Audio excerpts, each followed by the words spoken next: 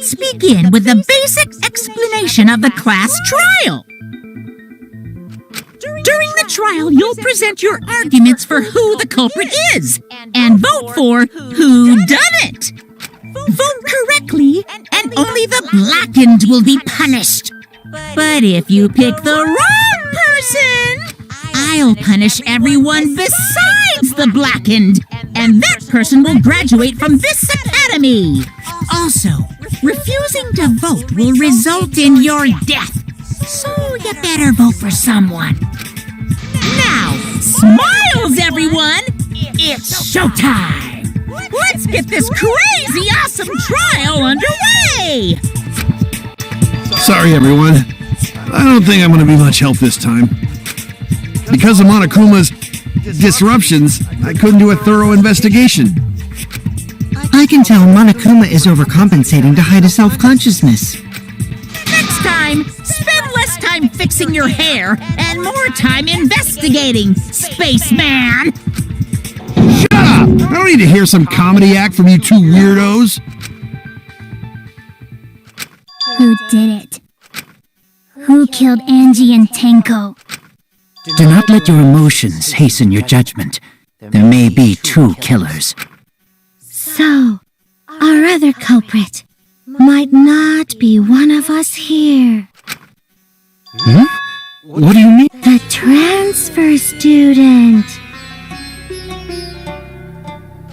Maybe our resurrected transfer student dragged Angie and Tenko into the grave. Stop it! Stop making stuff up! Say something, Shuichi. It'll be a mess if this keeps going on.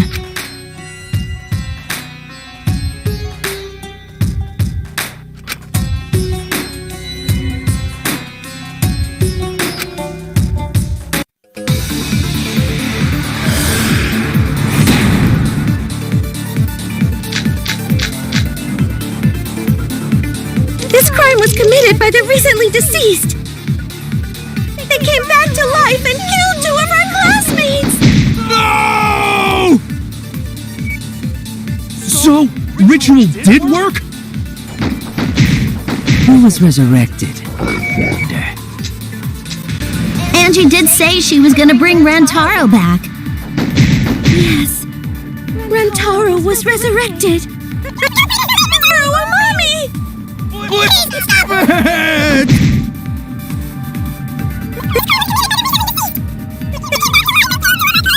No! So, ritual did work? That's wrong!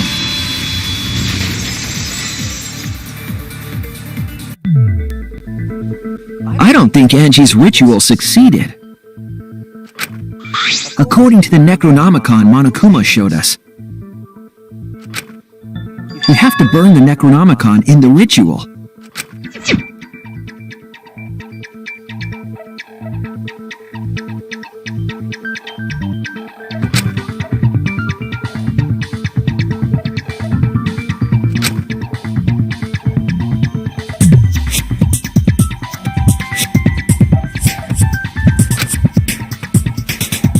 If Angie's ritual had succeeded, the book would have been gone.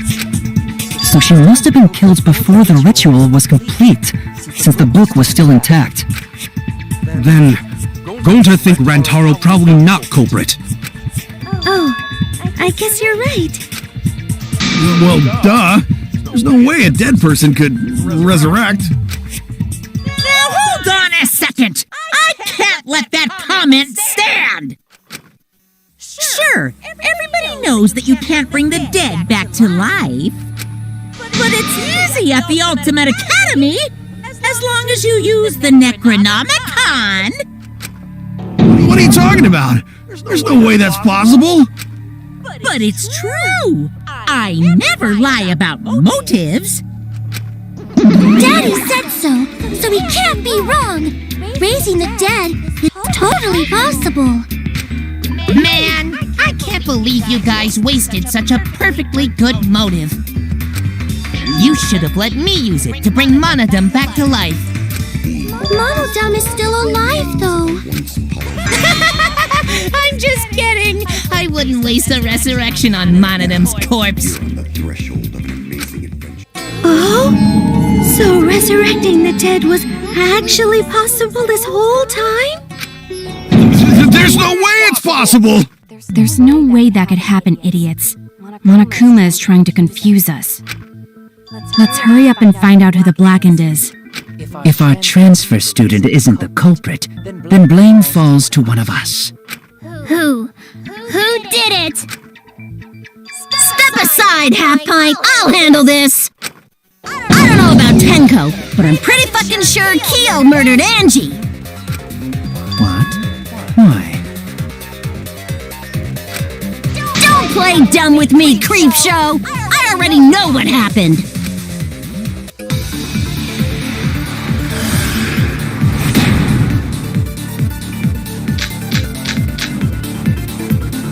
The culprit used a katana to kill Angie.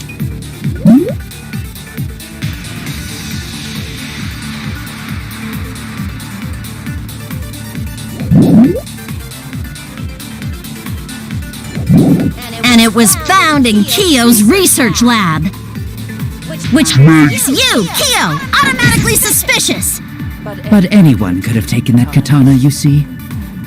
So that rusty katana was the murder weapon. You were the only one who cared about that thing, Kyo. I did not care katana. Just admit it, you shit-eating worm. You went to the classroom, broke in. That's wrong!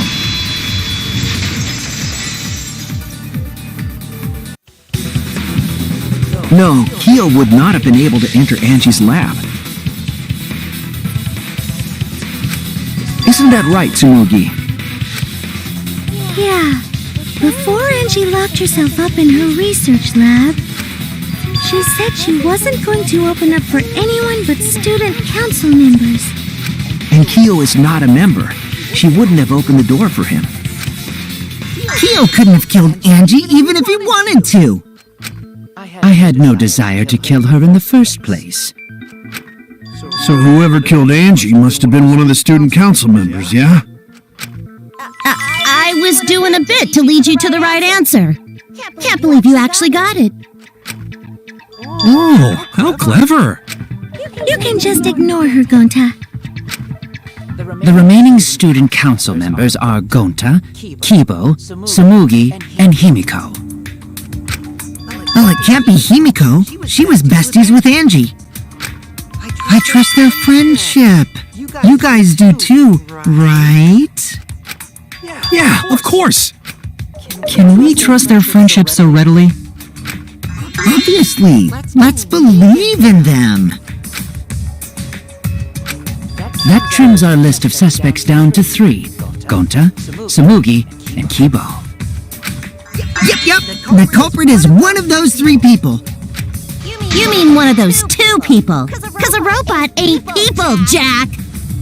I will let that remark slide. Anyway, aren't these accusations just a tad too hasty? Whatevs. The culprit should confess already. Gonta, Keyboy, or Samugi? Well... No, not Gonta! Gonta would never kill Angie!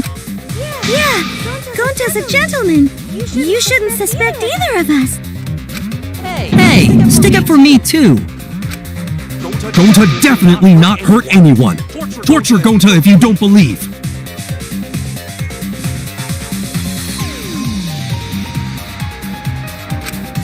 Torture might be a bit too far, but Gonta and I aren't the culprits. And I'm not the culprit either. Jeez. Gonta not the We're culprit! not the culprit.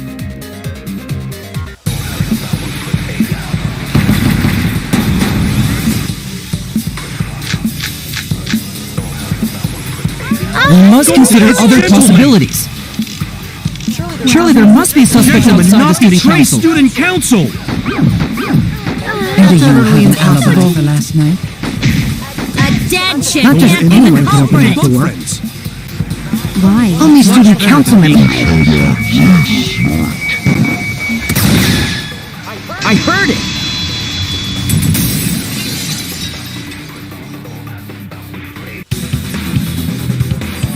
No, it wasn't just student council members that could have opened that lab door.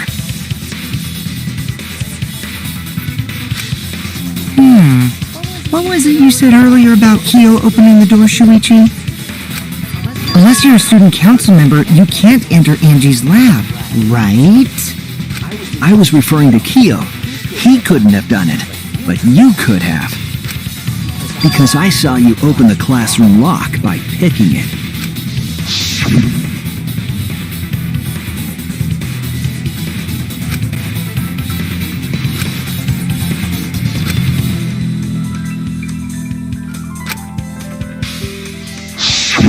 Oh, that happened?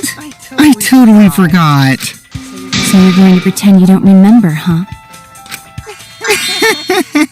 Quit glaring at me like that. Of course I remember. Yeah, I did it. I killed Angie. Wait, what? What did you just say? I picked the lock to her lab, snuck into the room, and then wham! Killed Angie. The culprit was me, all along. What? What are you saying? Is this some kind of joke? Nah, no joke. I thought that if I confessed, I could atone for my sins. And it helped.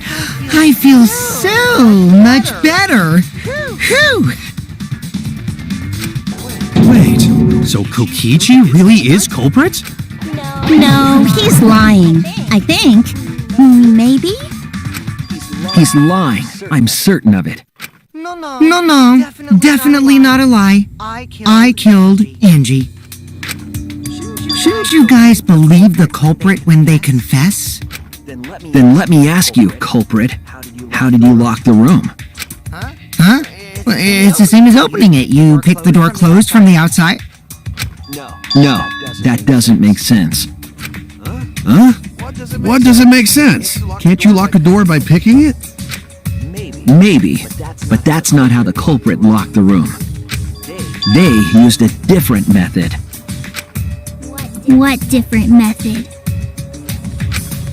Yeah, Mumbles. Use your big boy voice and explain yourself.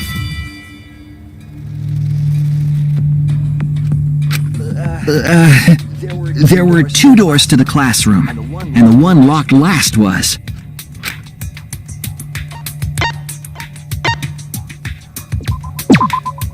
That's it! The back door.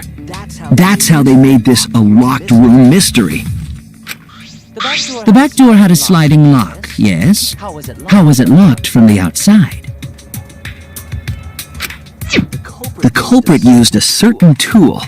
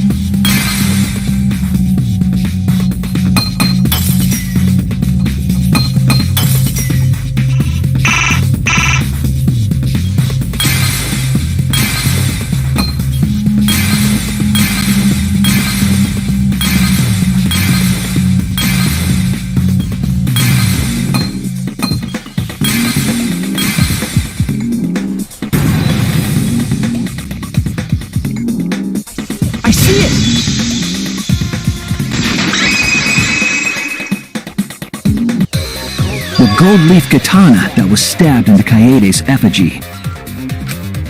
The culprit used that to hit the knob of the sliding lock to lock the door. So the gold leaf was on the sliding lock because... Because when the katana hit the lock, some of the gold leaf rubbed off on it. The gold leaf on that katana did peel rather easily. That evidence rings a bell. Specifically, a school bell. Huh? Are you talking about a different school? What school was it? Now, that doesn't matter anymore. Let's not dwell on the past. Ooh, the gold leaf landed on the sliding lock when the katana touched it. So that means the culprit used the katana to move the sliding lock, right? But wait, how did they move it with a katana? And from outside Angie's lab?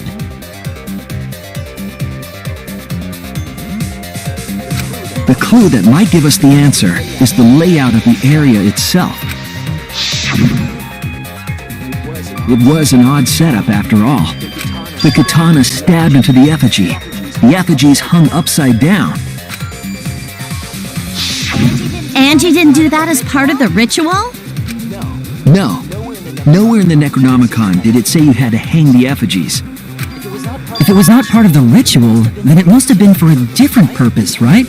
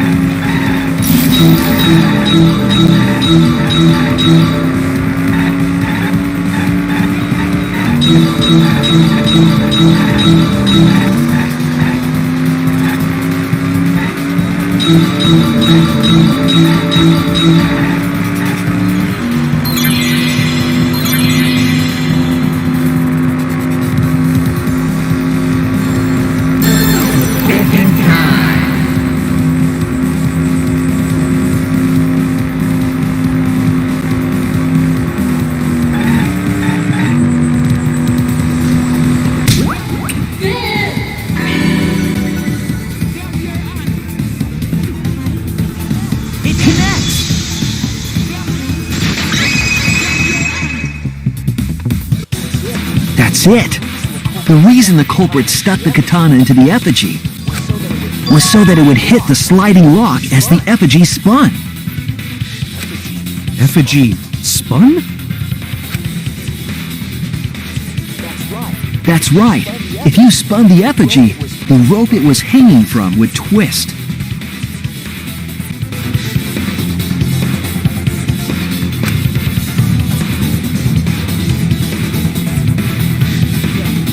Then, if you let it go, the rope would unwind and the effigy would spin the other way. And of course, the katana would spin with it.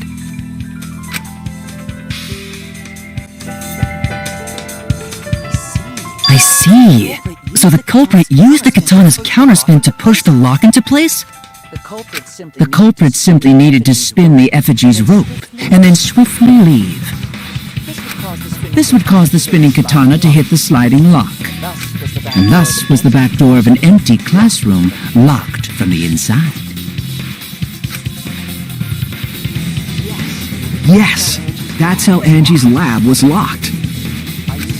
By using the effigy with a katana. A plan born from the heart of a sword traveling through the air to intercept us. Oh, but could it have moved the slide lock so easily? The sliding lock was pretty loose. A little push could move it. As long as the spinning katana hit the lock, it would have slid into position. Even if the culprit failed the first couple times, they could keep trying until it locked. Which is why the culprit chose to strike at nighttime, as to avoid detection. Yes, since the student council prohibited anyone from walking around at nighttime. Are you saying it's the student council's fault? I didn't say that. In any case, the culprit probably used the murder weapon for this trick. It had to have been the right length to hit the sliding lock from the effigy. The culprit couldn't find a blade long enough in my lab, so they settled for the katana. The other effigies were only hung up so we think it was some kind of ceremony. That way, we wouldn't notice the lock trick. But Kokichi did say earlier that he could have picked the lock closed.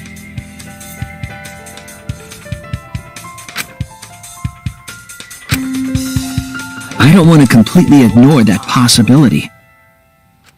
But I can't imagine the culprit would have done all this just for a distraction. If that's the case, then Kokichi's confession earlier was actually... Seriously? You fucking lied again? Cough it up, Kokichi! Man, you guys got me. Okay, I'm not the culprit. You're telling the truth this time, right? I want to say I'm lying, but I'm not. Why did you say you were the culprit? I wanted to lure the culprit out. If I claimed to be the culprit, then the real culprit would agree as well. You get me? And if they pressured me to confess, then that would have looked mighty suspicious. Sheesh! Darn it. It didn't go my way because Shuichi butted in on my plan. You and your fucking lies! Go sit in the corner and play with yourself! Okay, I'll start right now. Alright, so who's the asshole who set up this locked room mystery? You? I can't hold it up anymore. What's the matter? You going soft on me now? Who made the locked room mystery doesn't matter, since anyone could have done it. Don't you even understand something as basic as that, you filthy cum dumpster? Cum dumpster! Finally! Someone finally called me a cum dumpster! What should we talk about now? We must focus not on the locked room, but on who entered Angie's lab. Only one of the student council members or Kokichi could have gained entry. Therefore, the culprit must be among their number.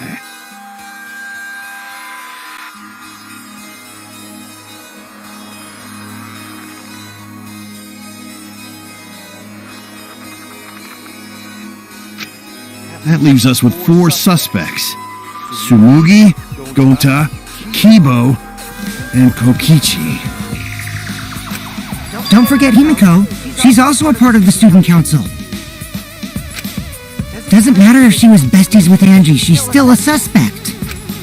That contradicts what you said earlier, which I can prove using my recording function. It's fine. That's just a waste of time. Me? A suspect?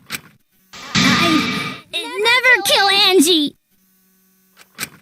So, calling all suspects, what should we discuss next?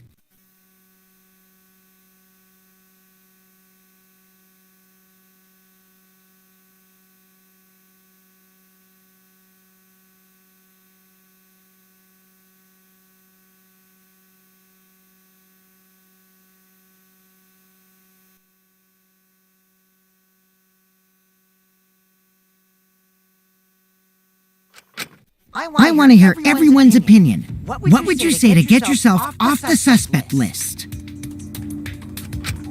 Why are you trying to lead the debate? You're a suspect too.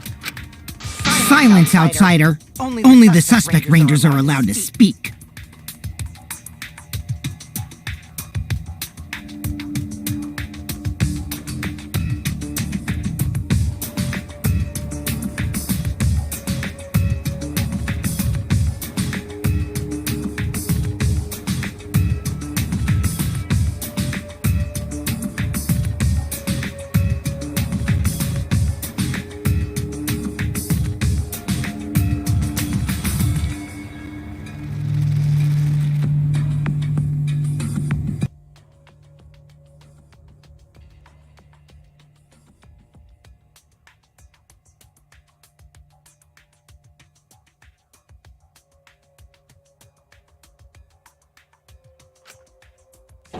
suspect, Rangers?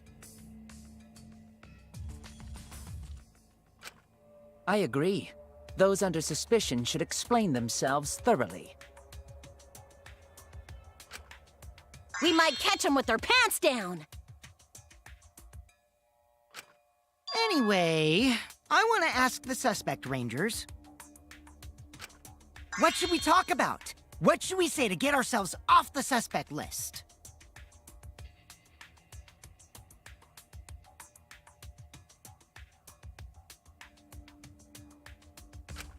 Well, guys, I want to hear what you think.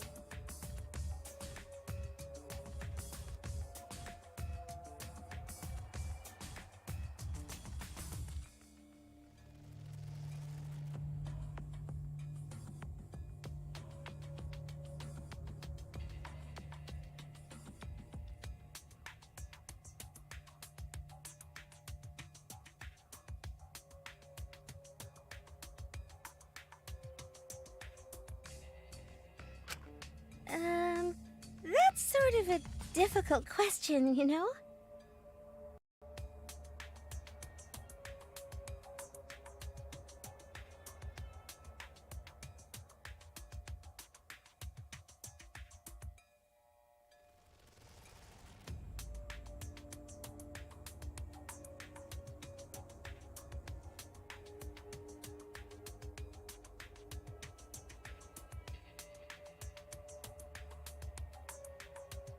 Gonta not smart enough to know answer to that.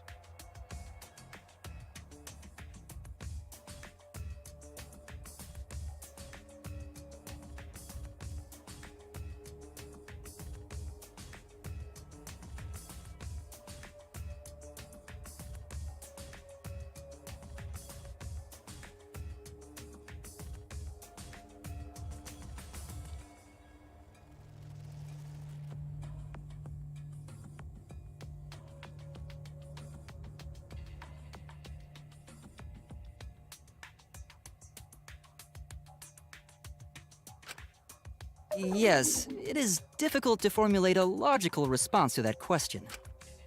Not articulate with words, huh? Don't you guys want to prove your innocence? They don't trust you one bit, and I don't blame them. You're probably plotting. Why did Tenko have to die? Huh?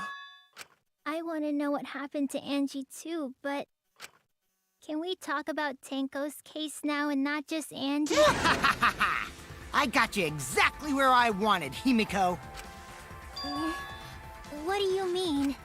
The two victims could have been killed by two separate murderers, you know. So we need to find the first Blackened responsible for the first victim. We gotta figure out who killed Angie. Until we solve Angie's case, Tenko's case is meaningless. Did you suggest that to waste our time? It's not meaningless!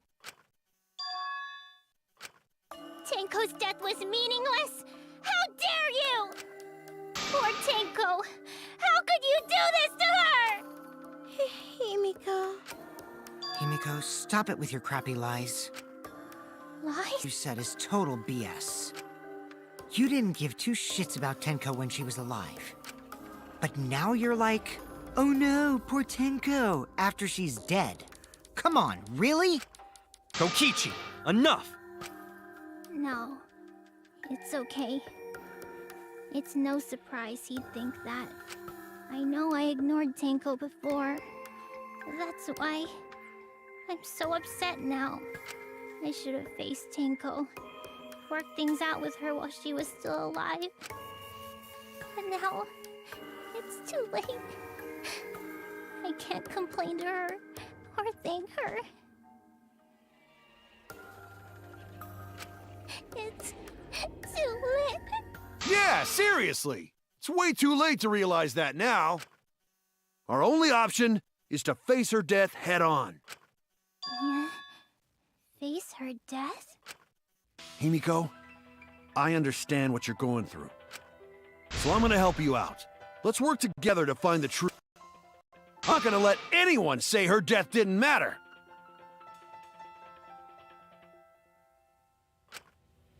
Kaito! Alright. I'll put a silencing curse on whoever calls Tenko's death meaningless. The name of the curse is... Death Curse! I suppose being dead would silence someone pretty good. Listen up! All you guys are gonna help out too. Abandoning someone who died and only thinking about your own survival. That's just as bad as a hit and run! I won't forgive something so messed up! Tenko was our friend. Gonta wanna know why she died too.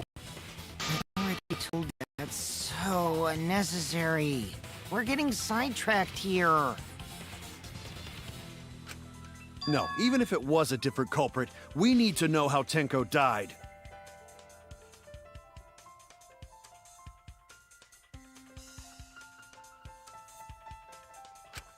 If we don't find out who killed her, we won't be able to work together. Not now, not ever. Even if this trial isn't for her, in order for us to survive, we need to get to the bottom of Tenko's death. Not just to survive this trial, but so we can keep going and live on! Finally, you noticed. Geez, you're so slow. Huh? Did Kokichi want us to notice? Don't listen to his crap. We haven't decided whether there were two different culprits yet. Let us talk about Tenko's case then. Perhaps that will provide us a clue. Yeah, maybe.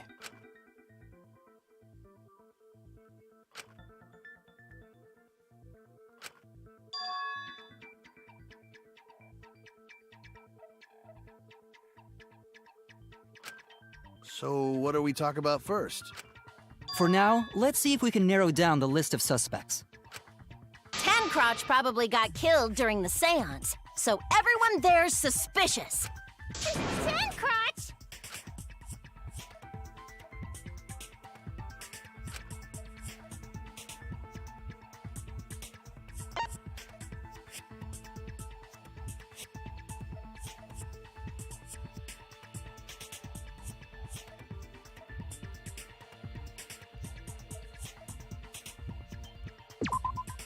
That's it!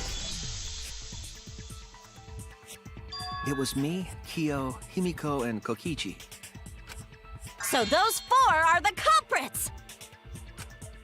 Oh, Himiko's still culprit? Well, that's probably just a coinkydink. The most suspicious out of the four is really... Kyo. He suggested the whole seance idea. True, I may have suggested it, but I explained the procedure beforehand, yes?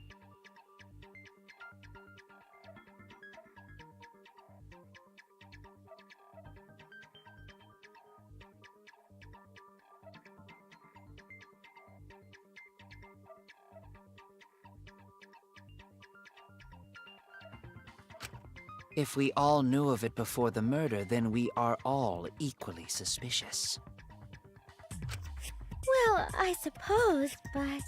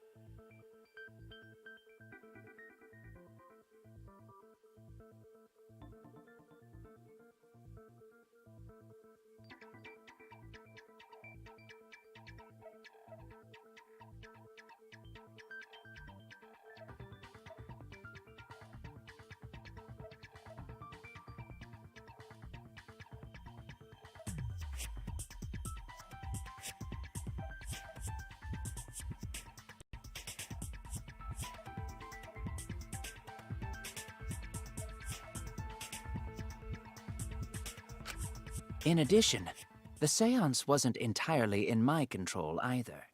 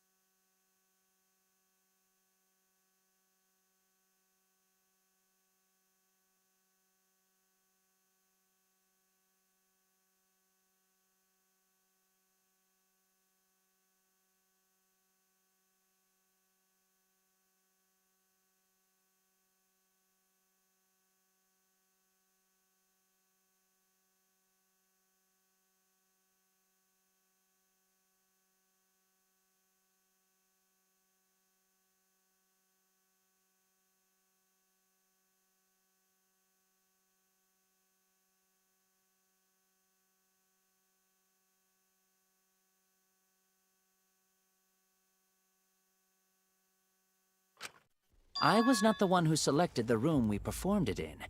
It was Himiko.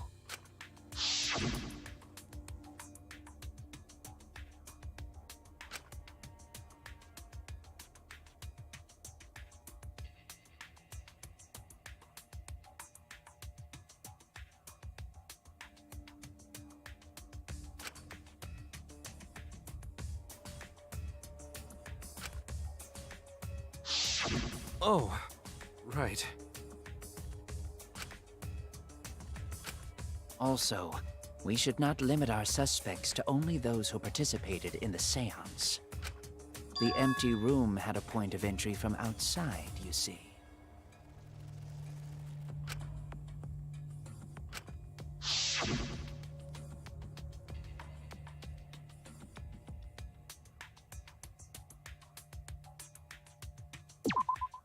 There!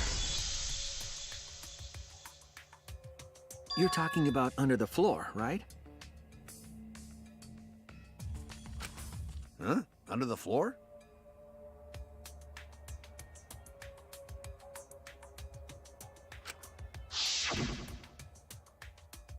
Yes, there's a crawl space under the floor a person could move through. There was also a hole that connected it to the neighboring room. If the culprit used the hole, they could have entered and exited the seance room. If we consider that possibility, then there is another suspect. Another suspect? Who? It's appearing before me. Oh, I can see it clearly. The true identity of Tenko's killer.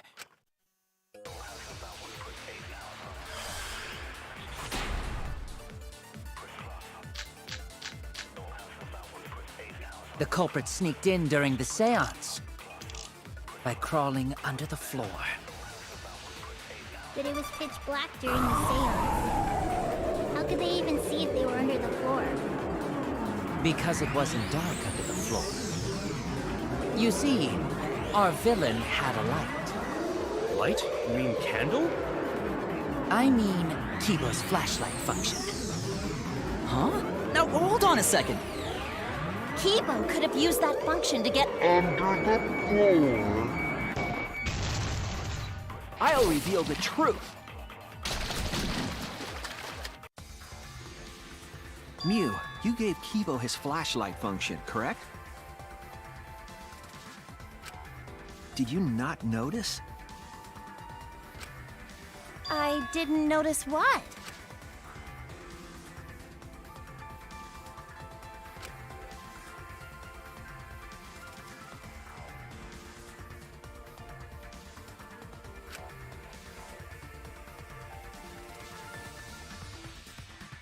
The drawback of the flashlight function that you added.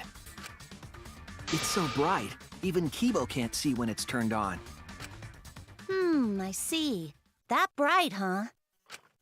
Wait, what? There's no way a genius like me would make that kind of rookie mistake! But you make mistakes a lot. A whole lot. Hey! If you're gonna fuck me in front of everyone, at least buy me dinner first!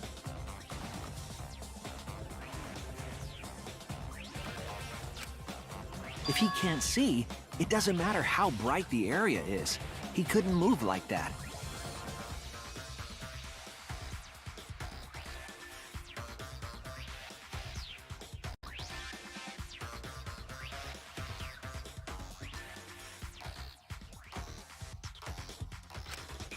So Kibo couldn't have been underneath the floor.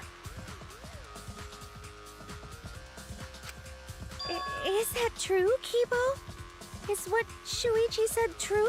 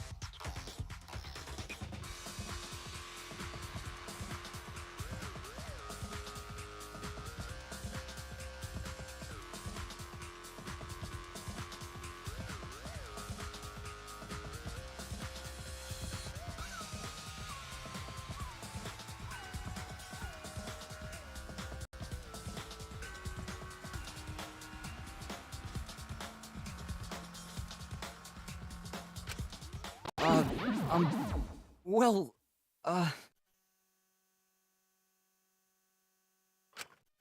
I'm so sorry. I just don't remember. Really, I'm sorry. Ah, we get it already! Just turn it off! We're gonna go blind! You don't remember? What does that even mean? Well, Shuichi, trying to make a fool out of me, huh?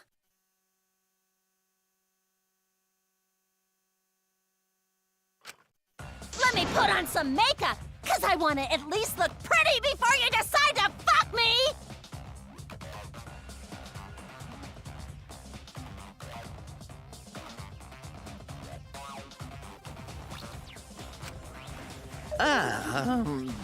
That's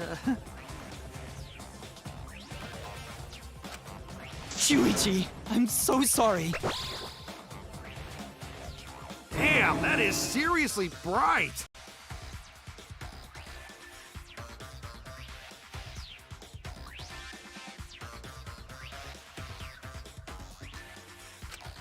Wouldn't the light have shined through the gaps of the floorboard if it had been this bright?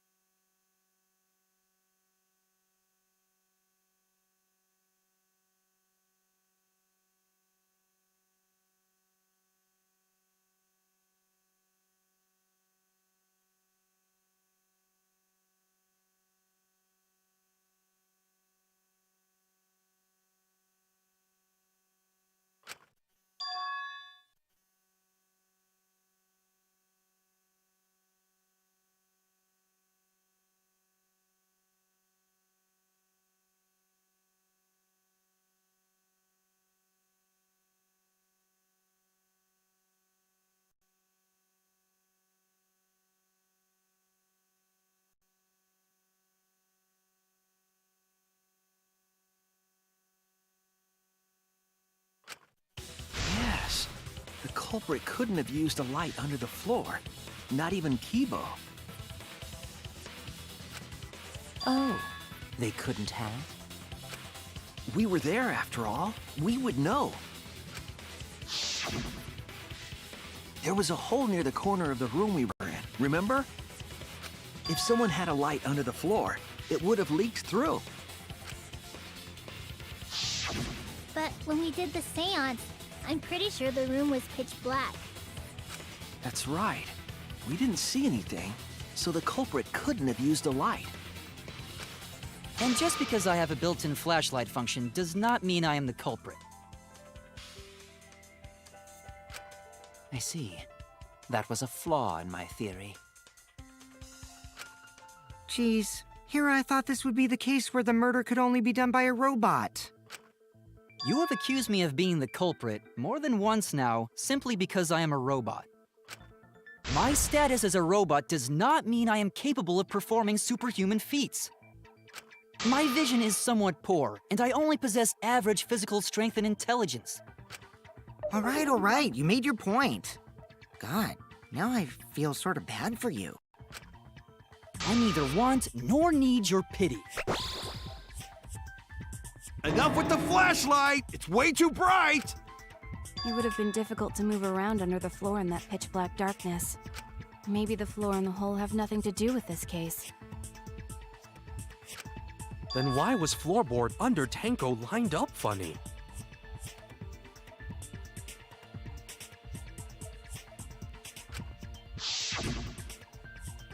Going to think that was so culprit could stab Tanko from under floor.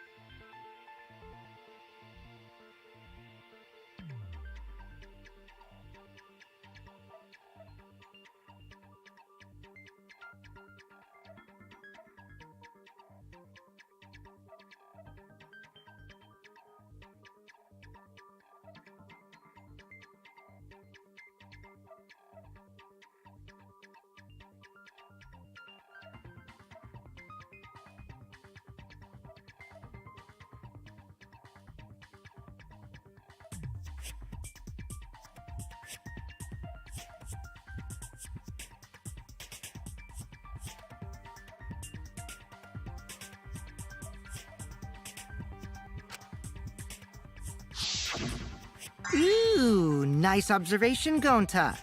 Are you finally getting used to the class trials? Uh-huh. Thank you. Don't say it like that. You're better off not being used to this kind of stuff.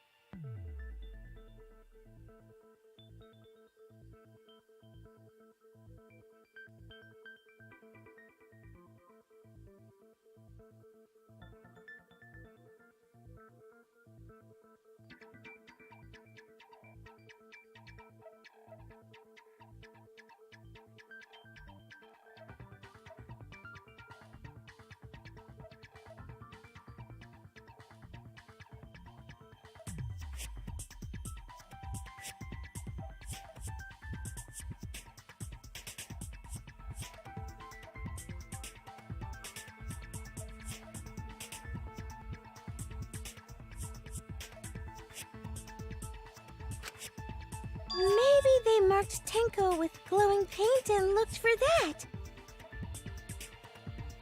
That'd let the culprit find her. Then they could stab her through the floorboards. Boy, that sounds really familiar too. But I'm just gonna ignore it.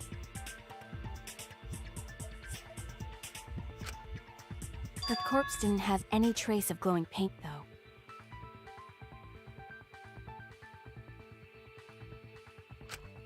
Oh, yeah.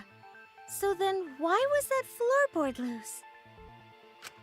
The loose floorboard was the one under Tenko, right? If the culprit used it while she was still alive, she'd totally notice. Who fucking cares? Fussing over that won't get us closer to the culprit! We shouldn't dismiss this line of inquiry, however.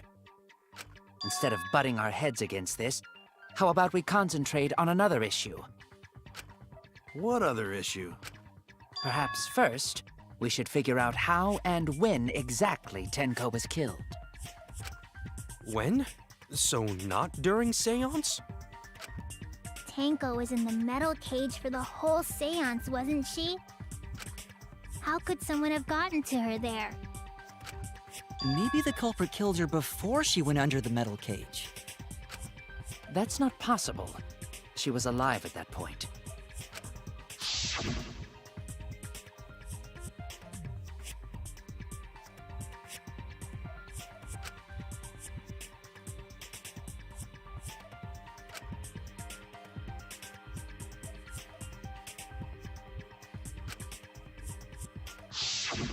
Yes, she was unmistakably alive when the seance began.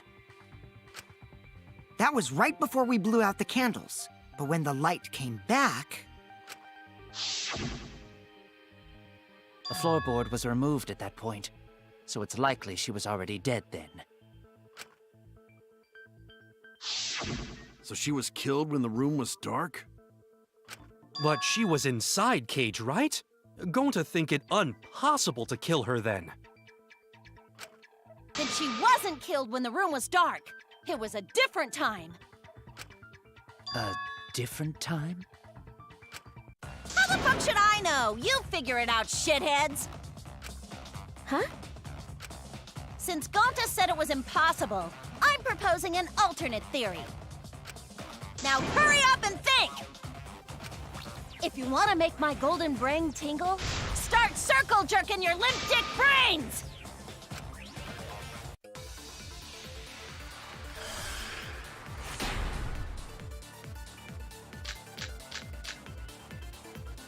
When Tenko got killed, it wasn't during the seance. It could not have been done at any other time. She was under the cage the whole time. And she was dead when the cage was lifted. What about moment Cage was lifted? That's wrong!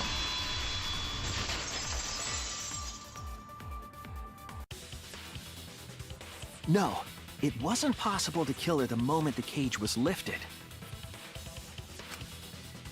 Because the inside of the white cloth had Tenko's blood on it. That cloth was removed before the cage was lifted.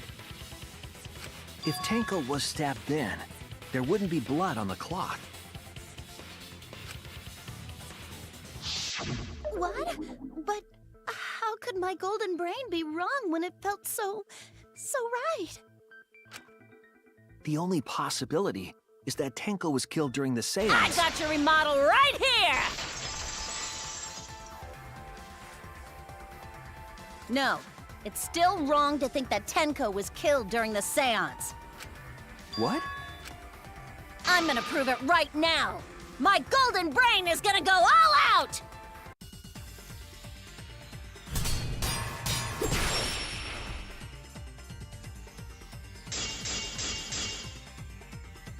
Tenko died after the seance. It happened when the sheet was lifted.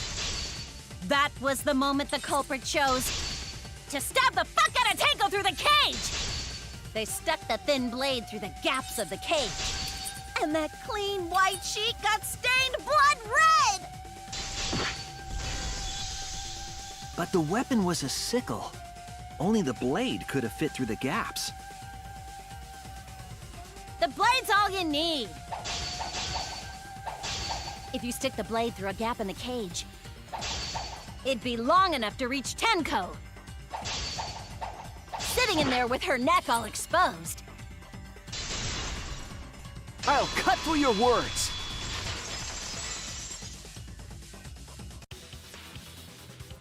Wait just a minute. Tenko wasn't sitting down inside the cage.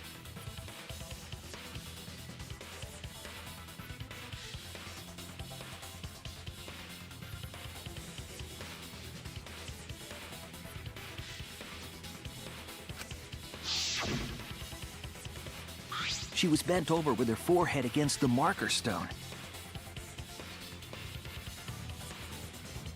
And the cage itself was about 3 feet tall.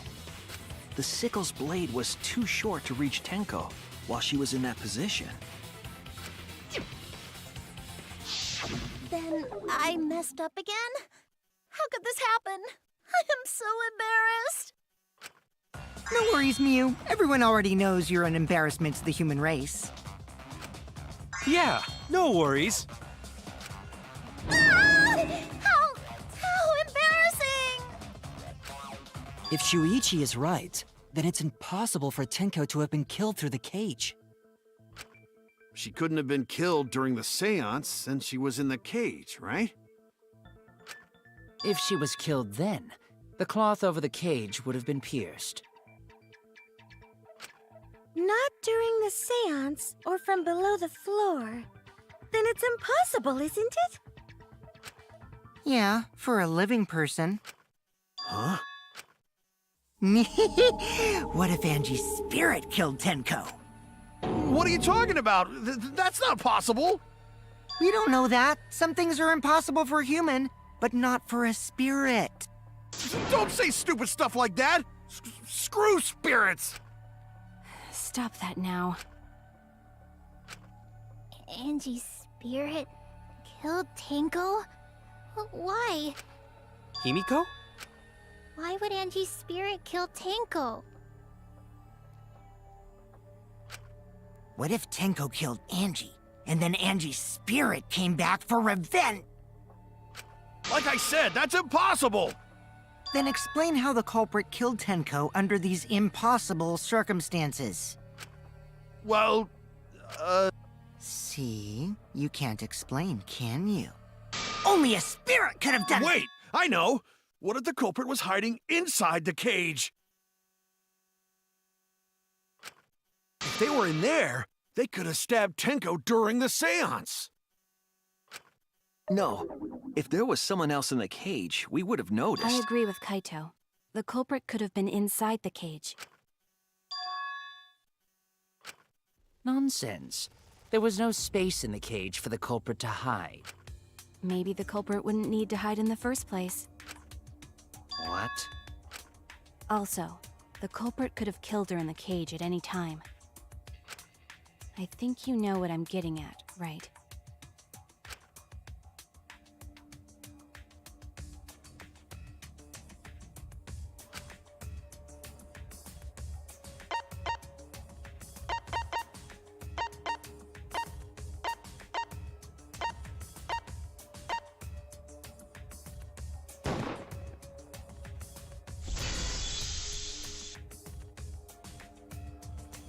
I believe Maki is referring to Tenko herself.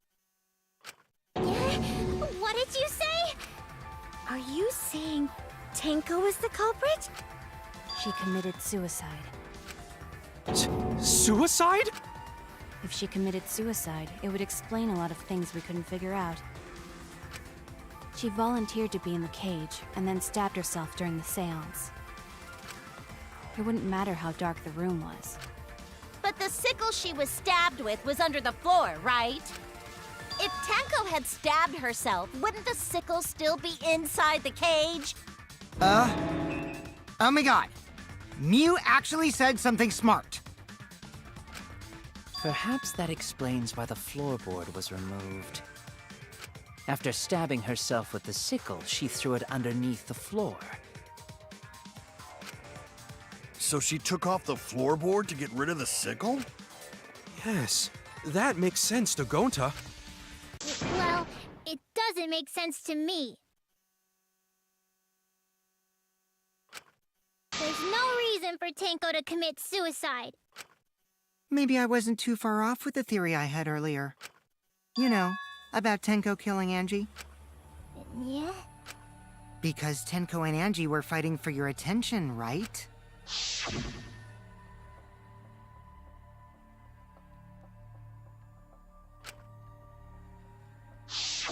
Tenko's pent-up frustration led her to commit such an atrocity.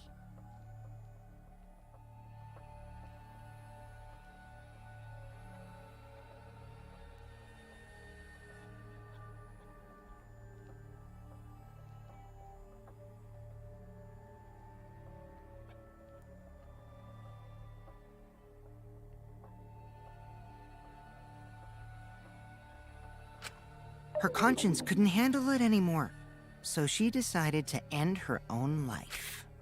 What? But if she was gonna kill herself, why do it during the seance? She wanted to hide the truth of her suicide. Really? There could only be one reason to hide it in a killing game, right?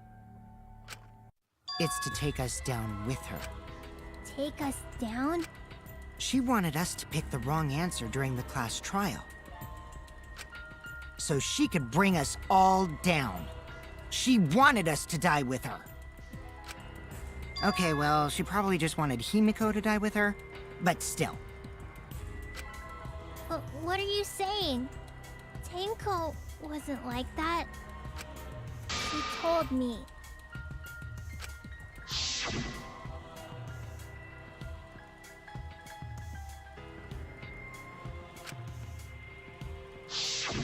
What if all of that was just a lie?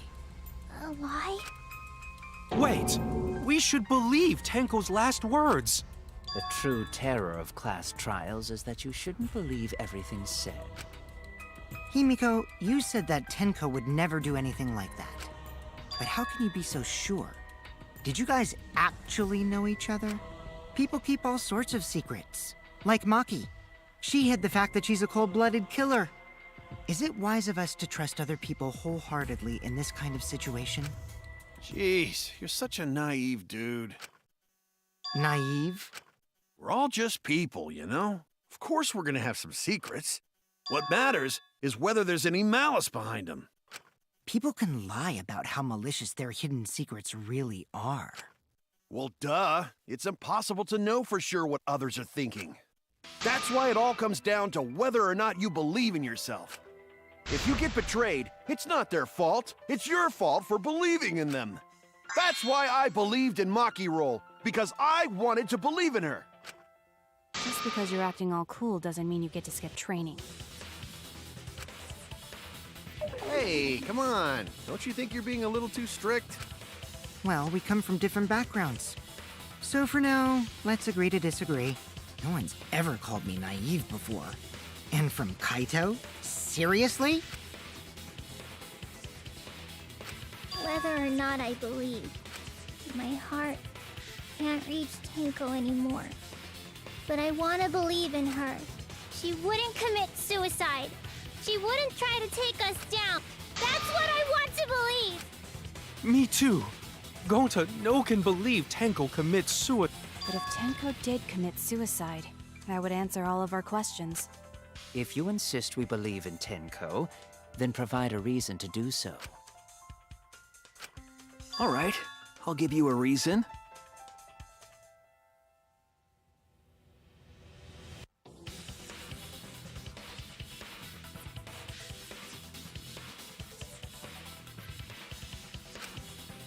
Is there a reason? Yes, there is. Will you trust me, Maki? If it turns out I'm wrong, you can blame me all you like. But for now, I need you to trust in my detective work.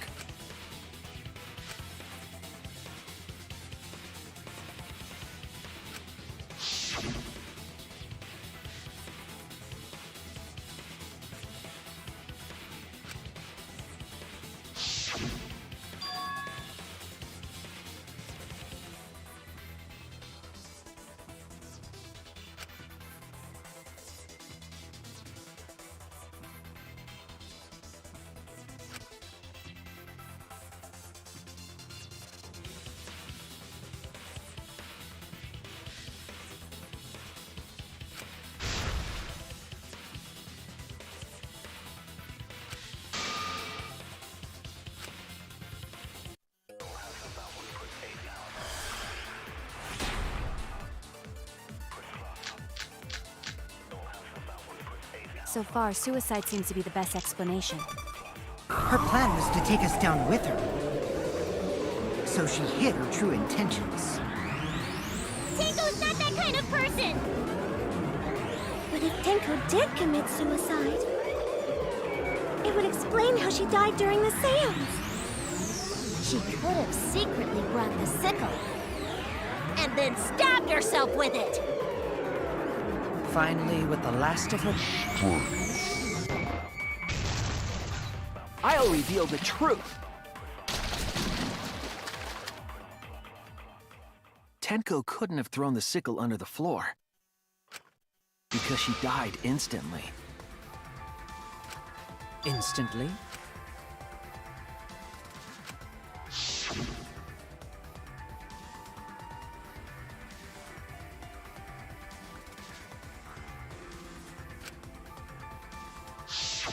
I'm certain of it.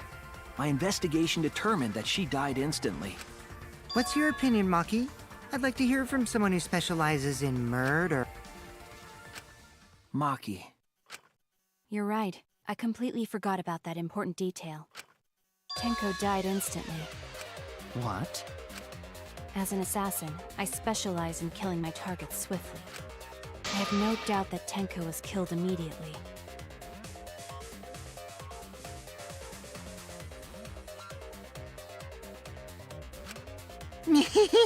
Words of a true killer. Pretty sure we can believe everything she said.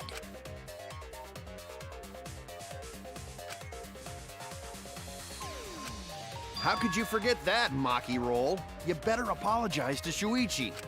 Excuse me? It's okay, Kaito, really. No apology necessary.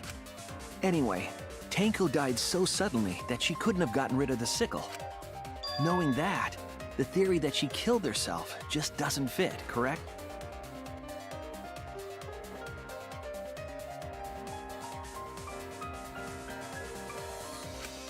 Just like I thought.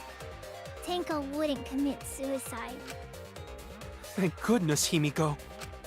Which means someone definitely killed Tenko during the seance. Her suicide was considered because we could not determine how she was killed. No! There must have been a way! We're gonna figure it out! Did any of the participants witness anything peculiar during the seance? If you know something, please speak up. It could be the key to solving this mystery.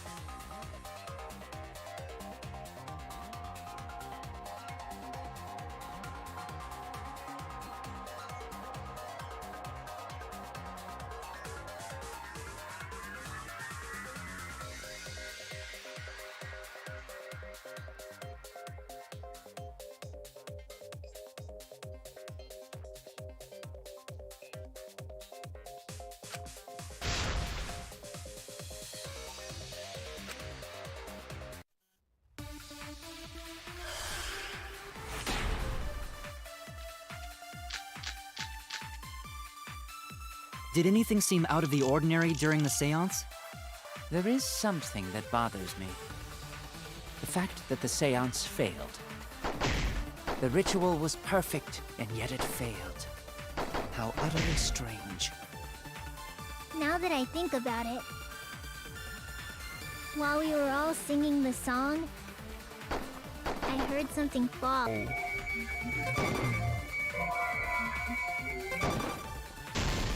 I'm more concerned about how dark it got in there. It was totally pitch black. My job was to relight the candles. Moving along the walls was seriously tough. Did anything seem out of the ordinary during the seance? There is something that bothers me. The fact that the seance failed. The ritual was perfect, and yet it failed. How utterly strange. Now that I think about it, while we were all singing the song, I heard something fall. I'm more concerned about how dark it got in there. It was totally pitch black. My job was to relight the candles. Moving along the walls was seriously tough. Did anything seem out of the ordinary during the seance? There is something that bothers me. The fact that the seance failed. The ritual was perfect, and yet it failed. How utterly strange. Now that I think about it, while we were all singing the song, I heard something fall. I agree.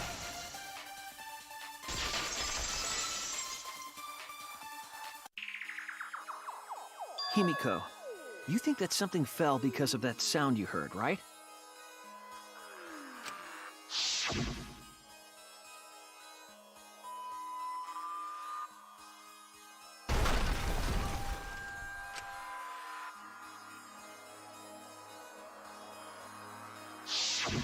It sounded like something heavy fell down and hit the floor really hard. What could have fallen down? Fallen down? There wasn't anything on the ceiling that could have fallen down, right? Am I wrong? The sound was pretty loud. It did seem like something hit the floorboards.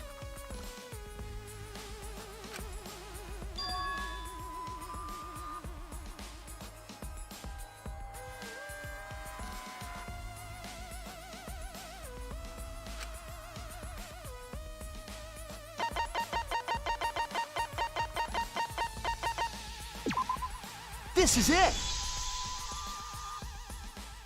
I think the floorboard coming off had something to do with that sound. That floorboard came loose at some point during the seance, right? Could the floorboard have made such a loud sound, though? It was the sound of an intense impact. If the impact was that intense, then it could have loosened the floorboard.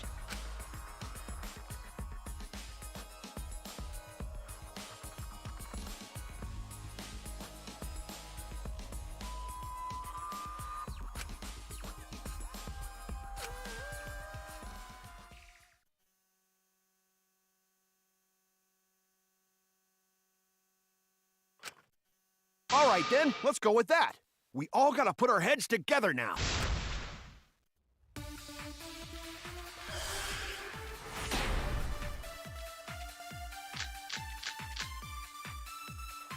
So what made the floorboard come loose? Judging from the sound, there must have been considerable force. Someone who participated in the seance. Maybe that person tore off the floorboard. That wouldn't make such a loud crashing sound.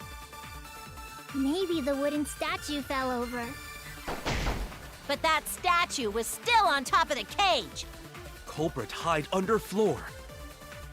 Then stood up with such might. But we already said there was no one under the floor.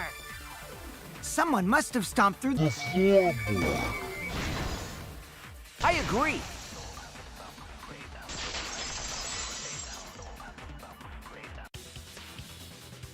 Kokichi is right. The floorboard came loose because someone stomped on it.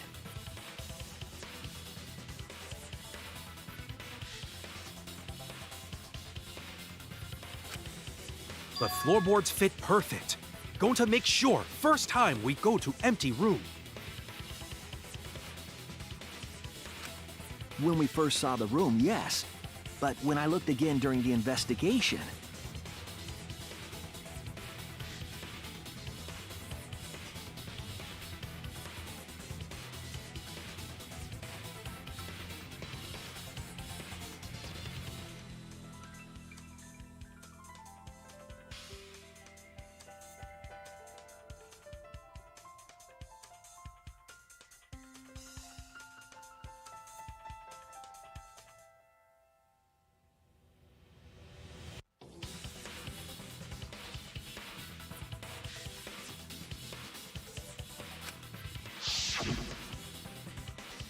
one of the cross pieces supporting the floorboards was cut off.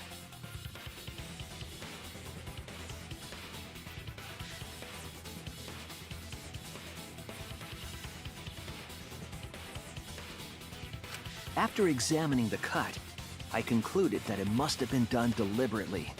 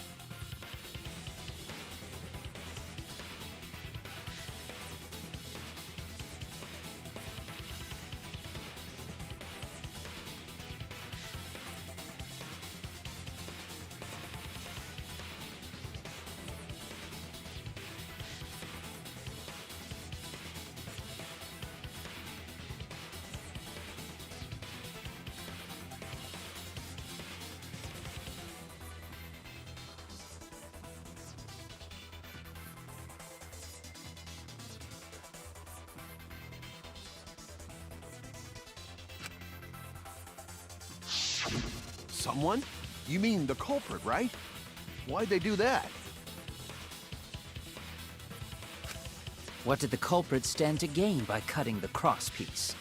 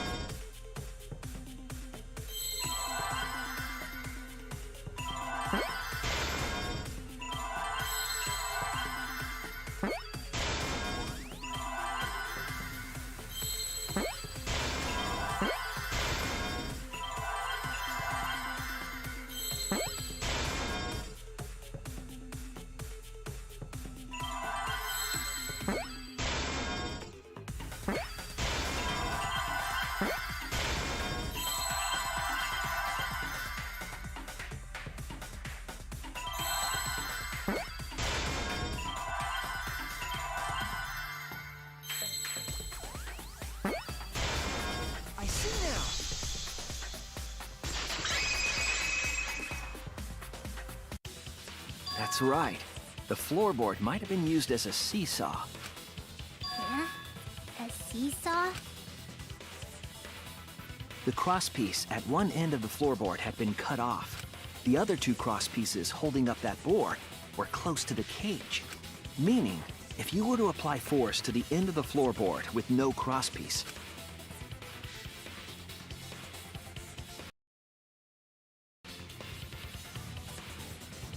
the next crosspiece would act as a fulcrum to turn the floorboard into a lever.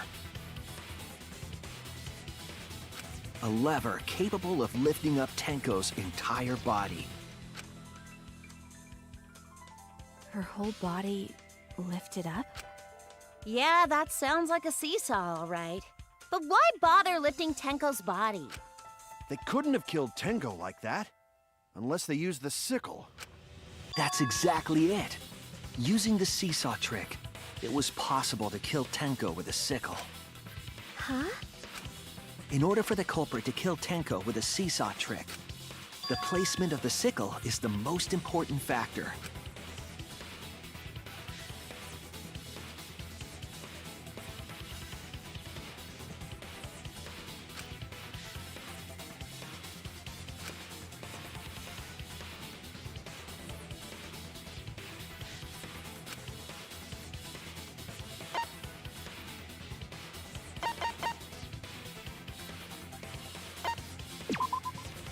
That's it! The sickle was at the top of the iron cage, with the blade facing down.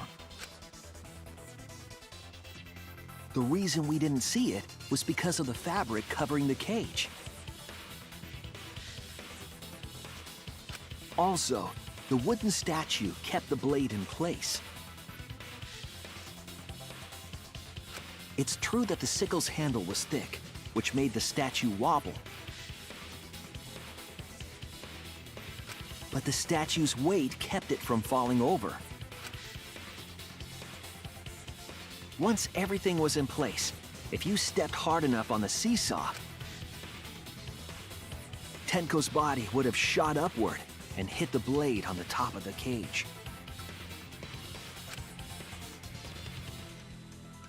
She was bent over, meaning the sickle's blade would have connected with her neck. The 6-inch sickle blade wasn't long enough to stab Tenko in her crouch position. But with the floorboard acting as a seesaw, it could compensate for the blade's length. Bringing the victim to the sickle rather than bringing the sickle to the victim. That's definitely an unorthodox idea. It's crazy, but it would explain how Tenko got stabbed while she was in the cave. So the sound we heard was the culprit stomping on the floorboard. That impact make floorboard come loose. Looks like we got ourselves a good old-fashioned seesaw homicide. Wait, what the hell's a seesaw homicide? That's fucking crazy! The craziness is what really makes the killing game fun, you know? They can't get away with murder the normal way, so they gotta think outside the box. Kudos, culprit! You did a great job keeping me entertained. Indeed. Well played, Himiko. Yeah? It was you, wasn't it? The one... Yeah? It was you, wasn't it? The one behind the seesaw homicide. Huh? Why her? Because she's the only one capable of carrying out this plan. The only one? Why's that? Because this seesaw homicide required its location to be prepared beforehand. By cutting the crosspiece beneath the floorboard, you mean? Then the culprit would need to lure their victim into the prepared room. That is why you chose that room for the seance. Is it not, Himiko?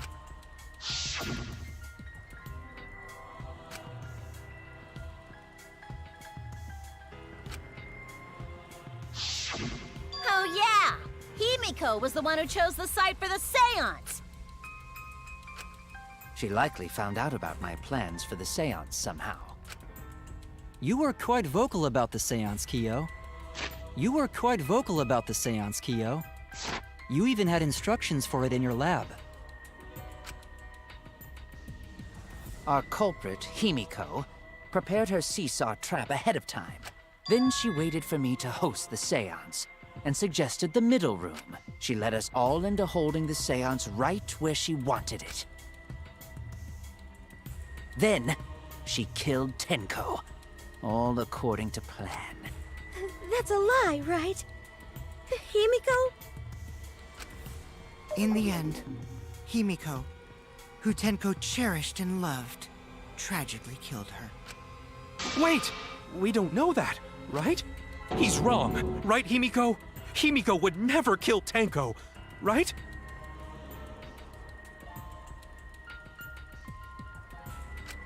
Kill Tenko? I killed Tenko? Himiko? What's wrong, Himiko?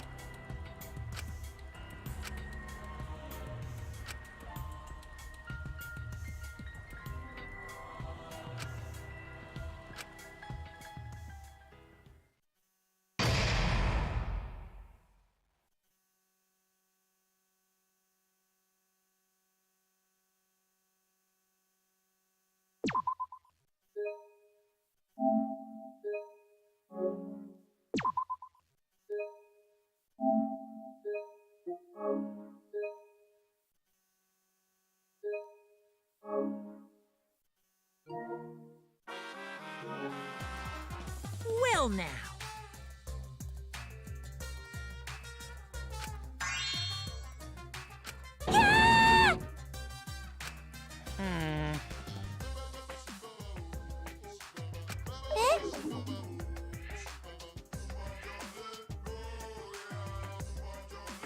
It's okay.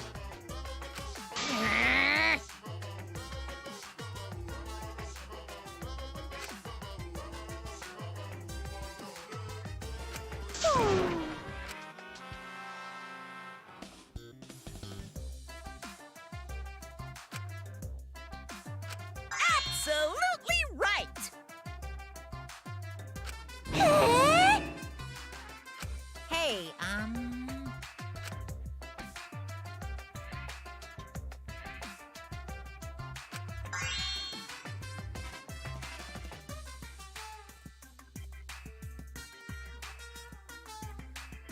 Daddy!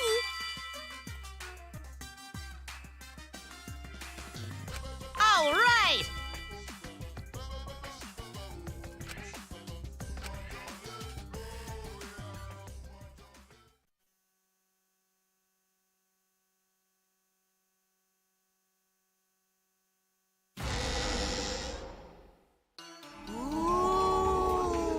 This is my impression of a spooky, scary ghost. Ah! I'm fine with real ghosts, but impressions of them are too scary! Is all that remains of a once powerful nation. Logic does not compute. Right now, you're on the threshold of an amazing adventure. Showtime.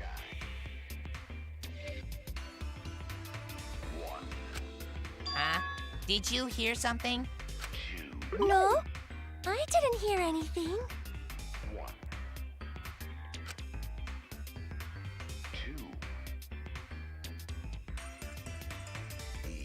Is all that remains of a once powerful nation. Right now, you're on the threshold of an amazing adventure. Showtime.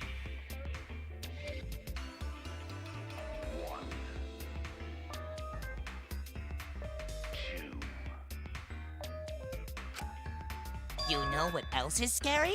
Sweet buns. Yep, tasty, tasty sweet buns. Is all that remains of a once powerful nation. So round, so sweet, so delicious. That doesn't sound scary at all! I'm scared too. Scared of losing my friends. Huh? Did you hear something? No, I didn't hear anything.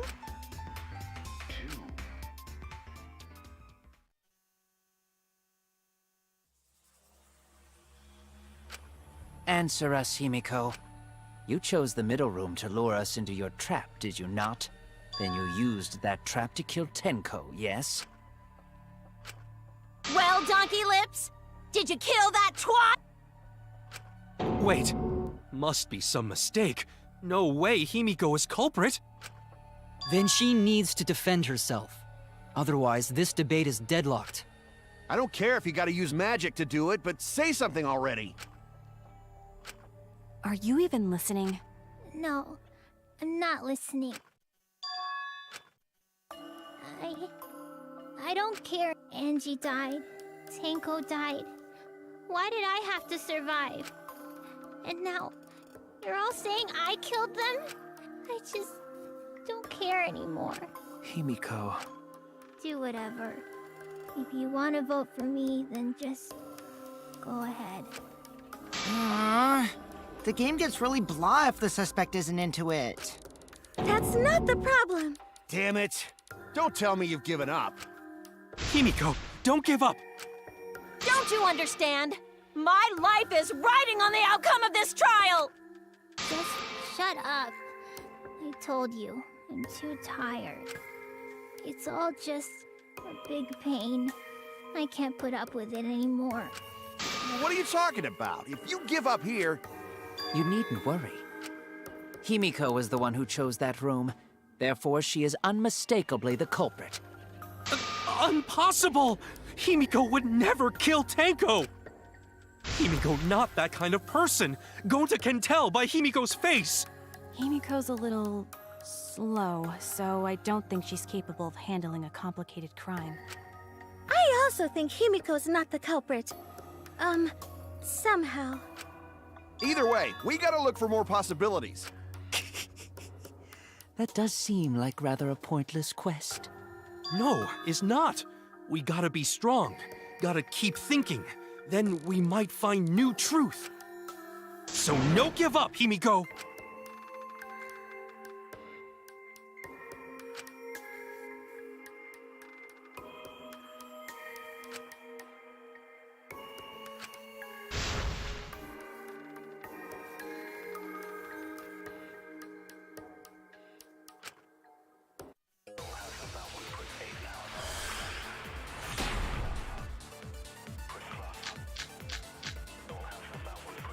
Performing the seance in that room was Himiko's decision, was it not?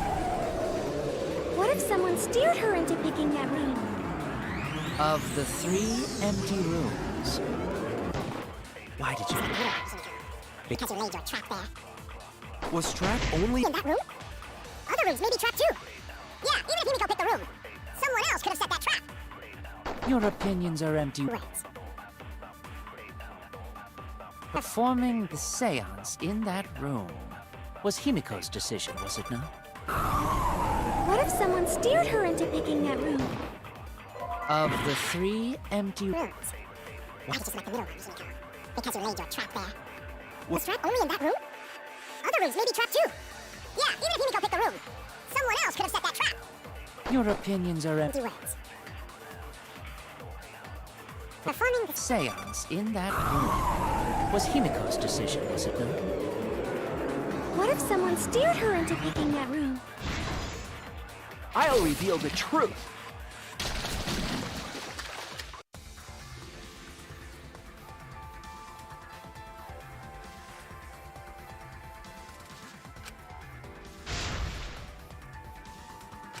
Tsumugi is correct. I believe Himiko was being set up. Himiko only picked that room because Kiyo wanted it as dark as possible.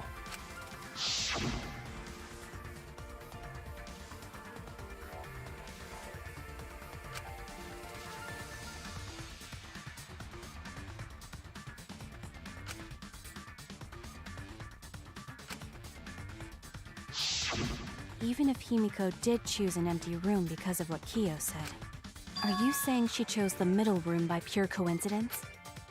The culprit gambled on the middle room being picked through coincidence? That seems highly improbable.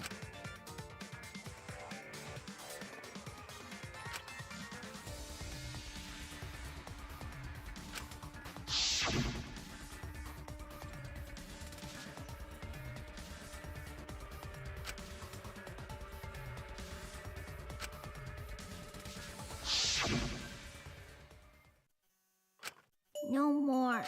I told you, it's too much of a pain. I'm pretty sure it didn't matter which room Himiko chose.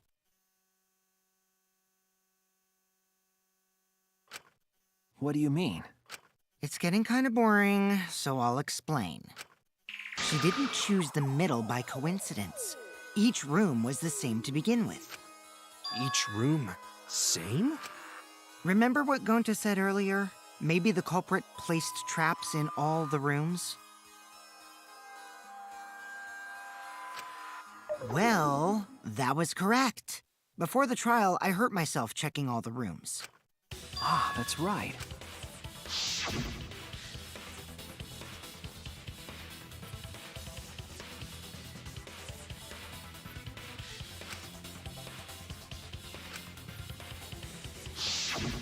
Kokichi found another loose floorboard in one of the other rooms. Well, I didn't find it so much as I stepped through it and tripped. What? Hold on! There was also a loose floorboard in the next room? So the culprit prepared a trap in all 3 empty rooms, not just the middle one. If the culprit set traps in all the rooms, then they wouldn't need to select a room themselves. So the real trap was for someone else to pick a room and take the blame. I see. We were caught in the culprit's trap all along. The actually you! But now there's no reason to suspect Himiko, right? Himiko, do you remember what Tenko told you?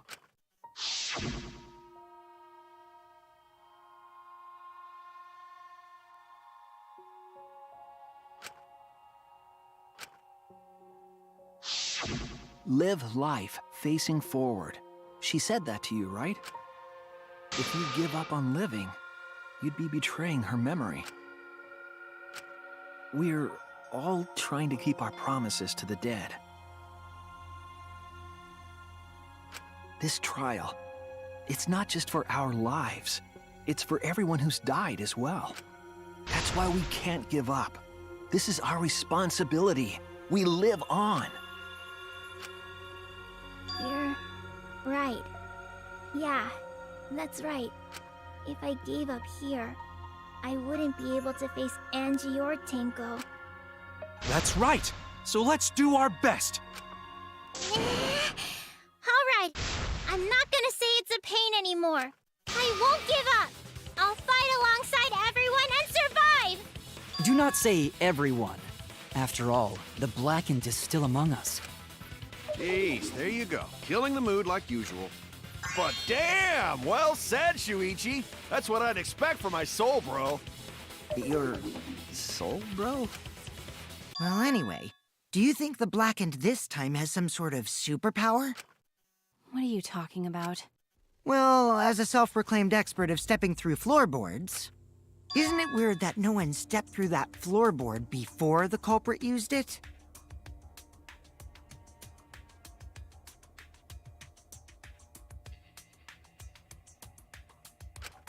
Ah, that is a good point. It must have been barrier magic. Well, that's one possibility, but I think it might have been something else.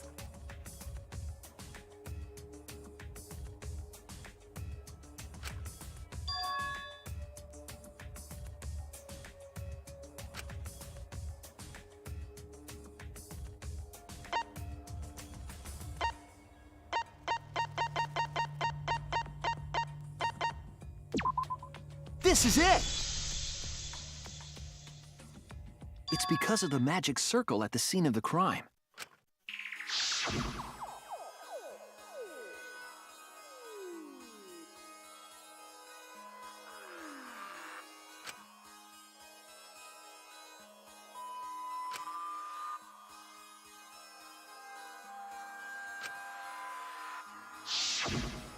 Before we began the seance, we were warned not to step on the circle. The floorboard in question was within the circle. That's why no one stepped on it.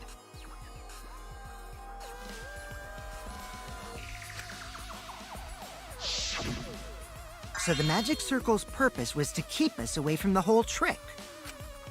That was part of the culprit's plans too?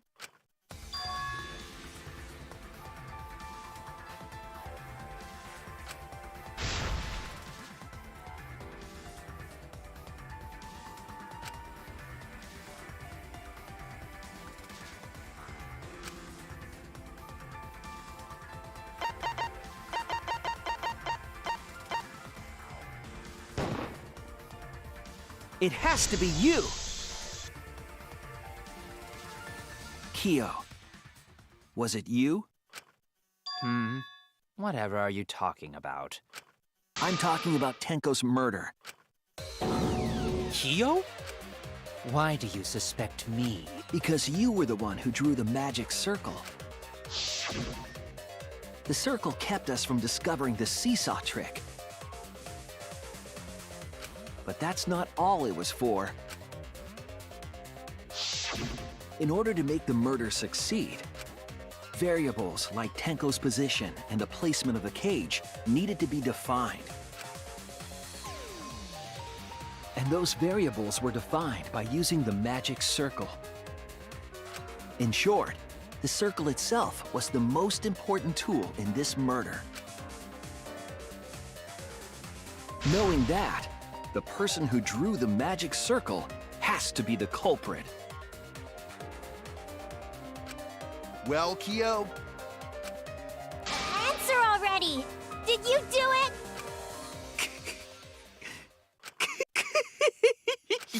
What is so funny? I was just thinking. So this is how each Blackened must have felt. What an intriguing experience this is. What? An intriguing experience? But if I am the culprit as you claim, then I stomped on the floorboard, yes? So, do tell. How could I have stomped on the floorboard during that darkened seance? I see. That is problem.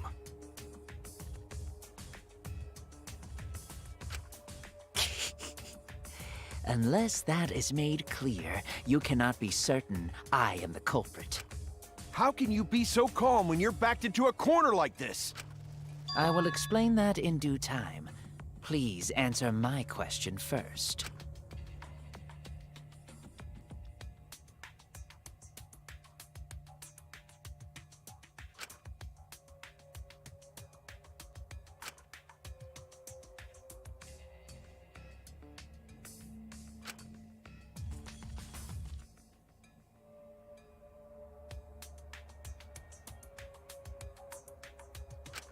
Wait a minute. Maybe... Did you figure it out?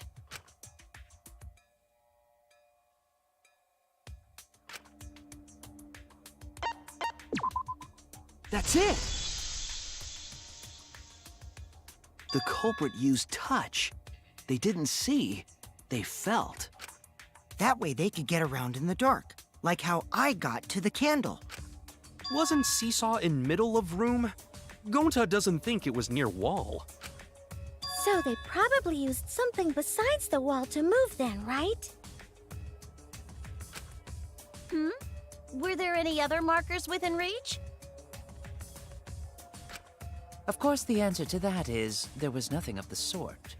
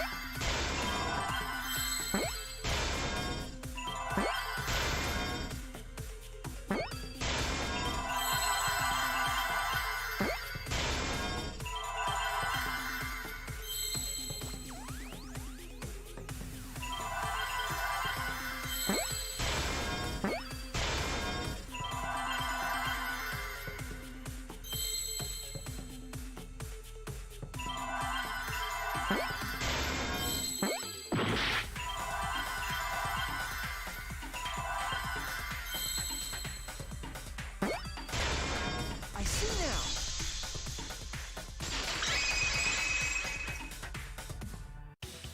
That's it! The magic circle. They used the magic circle. Remember? The magic circle was drawn with salt. The culprit used the salt's texture to feel their way through the dark. I see. So Kyo traced the magic circle with his hands to get to the loose floorboard. Oh, I see. You drew the magic circle with salt to use it as a guide. An interesting thought. It is unfortunate that it is so wrong. Recall the document. What did the magic circle look like? Based on the document, the magic circle wouldn't reach the corners of the room.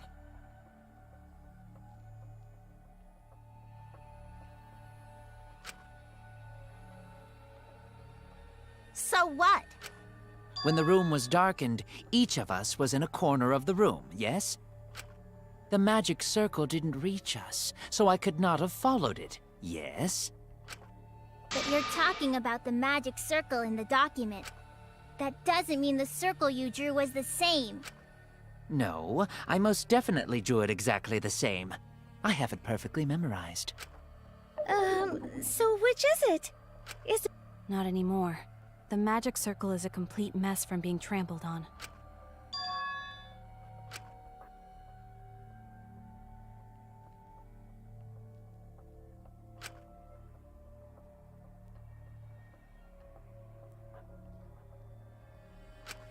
Everyone, may I have your attention, please? What a pain. We don't have any way to check it now. Excuse me, everyone. May I have your attention, please? Well, I guess there's no point in discussing the magic circle anymore. Hey, may I have your attention? Oh, I said cut that out! It's too bright! I apologize. I just wanted everyone to listen to me. About what? I had Mew add another function to my body, in addition to the flashlight. What the? No way! Did you really? Stop! You can't! I didn't install it for that purpose! Please, let me use it. With it, I might be able to save everyone. Alright, so what is this function? It's an image recording function. Image recording? Specifically, this function allows me to dispense a printout of my own memory. I'll give it a try. Ready?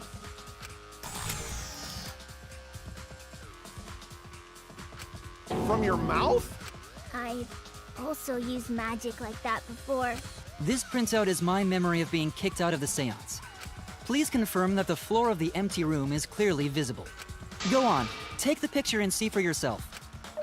Okay. Got it.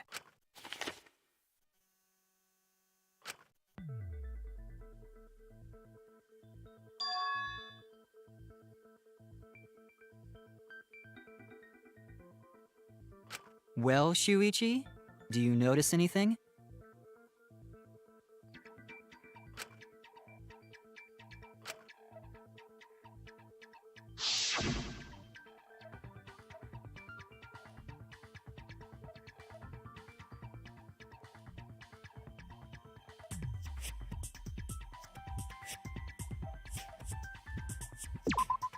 There! This helped a lot, Kibo. Without you, I never would have seen through Kyo's lie. My lie? You just said that you drew the magic circle exactly as it appears in the document. But that's a lie, isn't it? The magic circle at the scene had lines that stretched to the room's corners, which means that you would be able to find the floorboard from anywhere in the room. So it was different from the document after all. All because Himiko noticed. And because of Kibo, too. Hey, where's my thanks? I'm the one who installed that function into Kibo. Hey, yeah, what was it you were saying about its purpose? Oh, to be honest, the purpose of that image recording function is to monitor my health. Specifically, I make Kibo use that function every day to analyze my turds. Your what? What? Shit is a great indicator of intestinal health and gut bacteria quality. Plus, taking a satisfying shit does wonders for a woman's natural beauty, so... See? You're all grossed out! This is why I didn't want to tell you about my plan! Quit talking about your poop. No one cares. Kyo, you killed Tenko, didn't you? Just give up and admit it already. So, Kyo, if you have any objections, you can... Your deductions are fiction.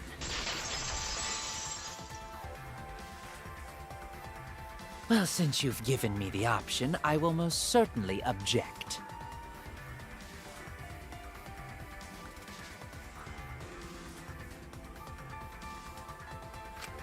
To be honest, it's unimportant, but it may be an amusing diversion.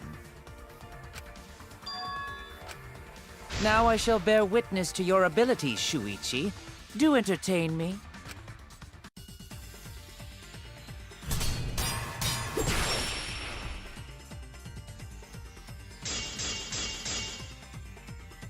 If you are going to claim I am the culprit, then what of the murder weapon? It was set up in the cage. The only people capable of that are Kokichi and Shuichi, who carried the cage. So suspicion should fall on them. If you are going to claim I am the culprit, then what of the murder weapon? It was set up in the cage. The only people capable of that are Kokichi and Shuichi, who carried the cage. So suspicion should fall on them. True, we could have placed the sickle there, but we could not have removed it later. Because we weren't the ones who lifted the cage. That was Himiko. The only person who could have collected the sickle is Himiko. But the only people who could have placed the sickle are Kokichi and Shuichi. But in regards to that dilemma, I did not carry the cage, nor did I lift it. I had no opportunity to touch the sickle. I'll cut through your words!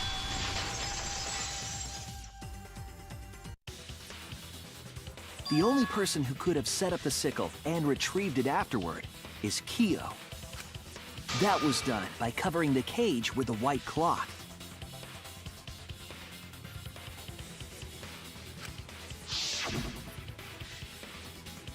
You could have secretly placed the sickle when you draped the cloth.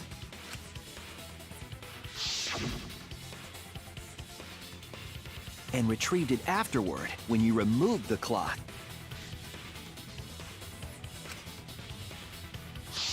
Then, while everyone was distracted, you discreetly dropped the sickle under the floor. Wonderful! That's exactly correct.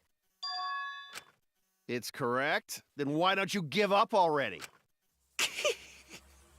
The trick I put so much work into is just wasted effort now. Alas. So, it was you? You killed Tenko? Let me guess. You'll never forgive me. Himiko, you must hate me so very much. Maybe you'd feel better if I was executed by Monokuma. But unfortunately for you, that won't happen. Because if you vote for me, every spotless, including myself, will die. What you talking about, Kyo?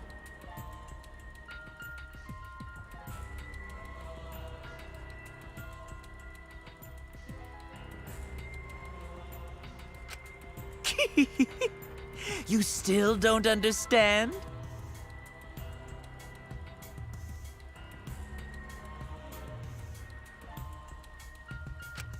I killed Tenko, that is the truth. But it is meaningless in this class trial. Meaningless?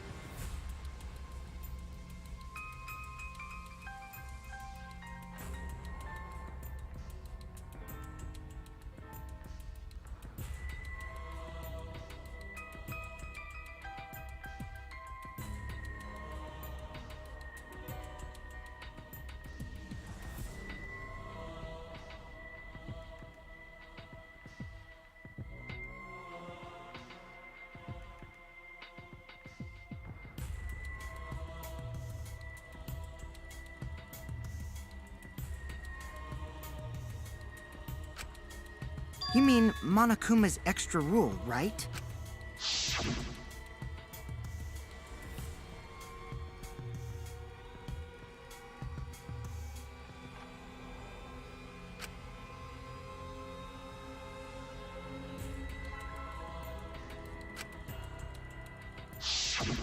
You see, I killed Tenko, but not Angie. For us, Tenko's death is nothing but a trivial issue. Because the Blackened in this trial is the culprit who killed Angie. Trivial issue? No, that's gotta be a lie. You probably killed Angie too. That is simply not possible. Recall that I was unable to enter Angie's lab. Oh, only student council members and Kokichi could enter research lab.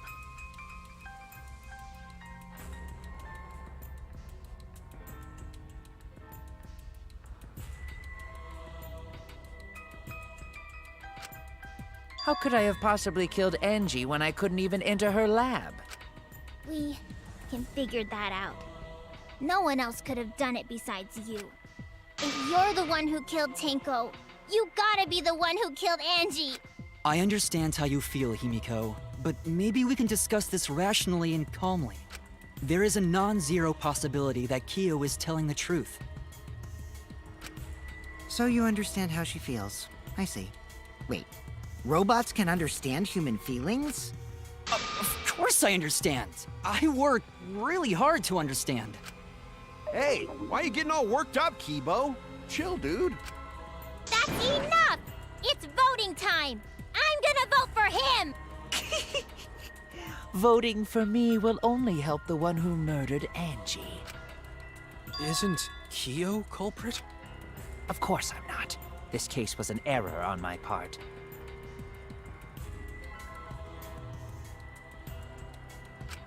Monokuma added that rule after both bodies were found, yes?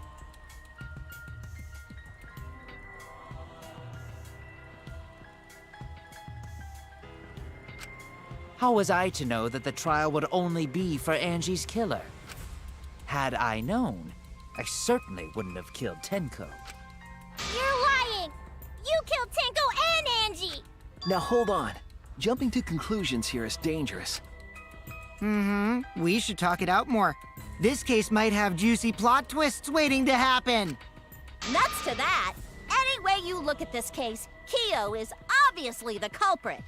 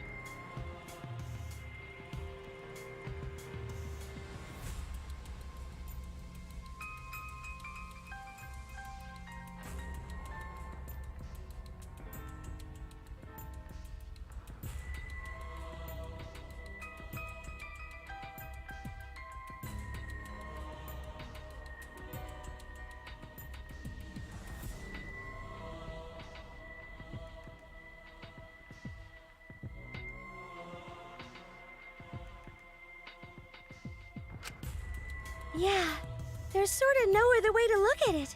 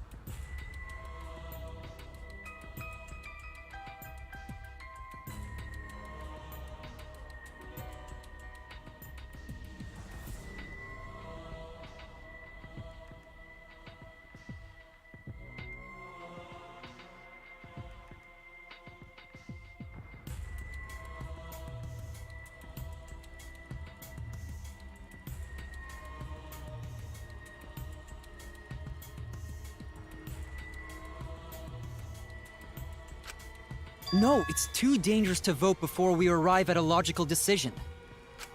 The culprit's one of you! Wowee! This argument is getting intense! At times like this... The Ultimate Academy is proud to present its very own more phenomenal trial grounds! Yippee! I've been waiting for this! Why were you waiting for it?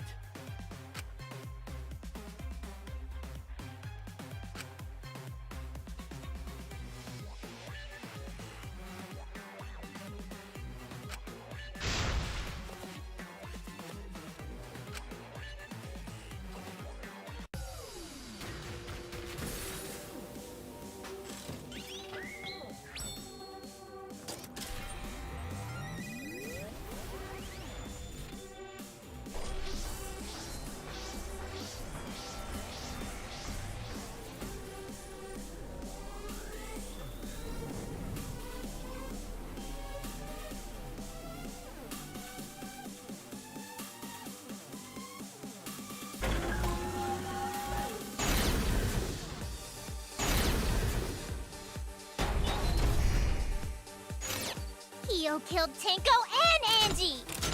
Kibo! We don't know for certain that Kyo killed Angie. He forced his way into Angie's research lab and killed her! I've got this! But he couldn't get into Angie's research lab. The katana was found in Kyo's lab. Kyo! Anyone could have entered my lab. So Kyo did kill Tenko, but he not blackened? Kokichi!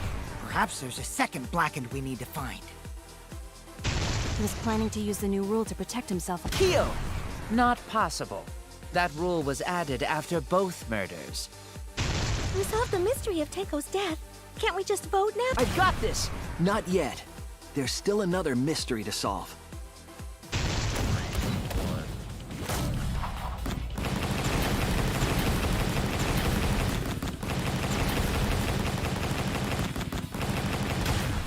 This is our answer!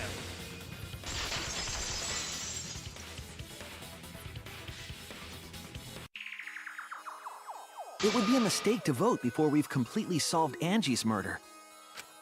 And there's still the mystery of Tenko's murder. Mystery? What kind of mystery? Well, Kyo's confession derailed our conversation a bit. But we still have to go over one of the clues found at Tenko's crime scene. I believe it might even have something to do with Angie's murder.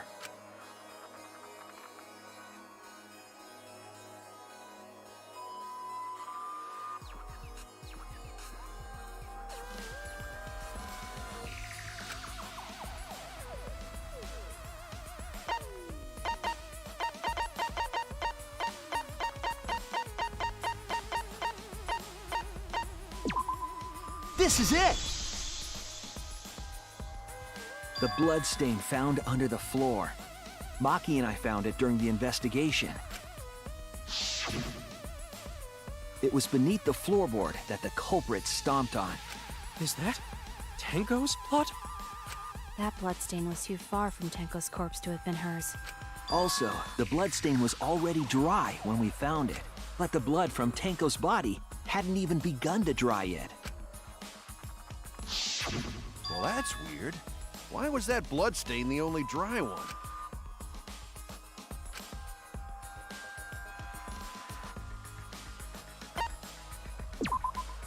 That's it! The bloodstain wasn't from Tenko's murder.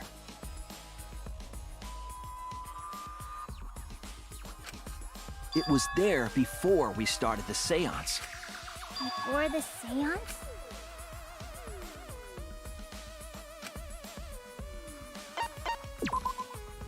That's it! That bloodstain wasn't Tenko's. It was Angie's. Why was blood from Angie at the scene of Tenko's murder? Yeah, wasn't Angie killed in her research lab? Just because we found her body there doesn't mean she was killed there. Ah, I guess that's possible. If Angie wasn't killed in her lab, then that opens up a lot more possibilities. We assumed that only council members could have killed Angie since her body was in her lab. But if she died somewhere else, then we can't suspect just the council members anymore. So the culprit didn't enter her lab, but waited for her to come out of it? I'm not sure if the culprit waited for her, but they probably killed her when she came out. Well, I thought that was more likely from the start. So I went to places Angie might have gone and checked all 3 empty rooms. Places she might have gone? Why did you check the empty rooms then? The empty rooms were the only places I could think of that Angie would go. Did Angie have business in rooms?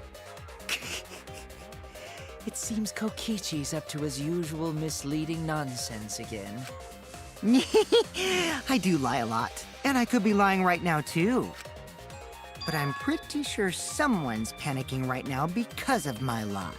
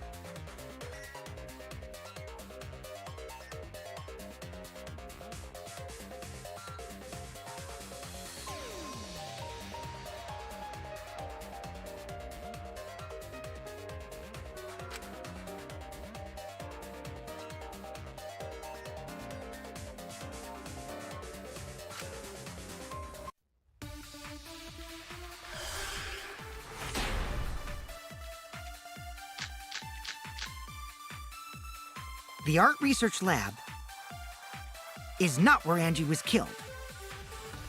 She was killed in the empty room instead! She left her lab on her own? But why would she go into an empty room? There shouldn't have been anything in there. Except for candles. That's it! She wanted a candle!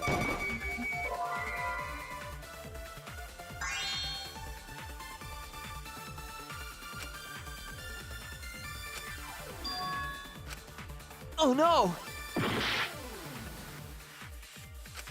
The art research lab is not where Angie was killed. She was killed in the empty room instead! She left her lab on her own? But why would she go into an empty room? There shouldn't have been anything in there. Except for candles. That's it! She wanted a candle! I agree.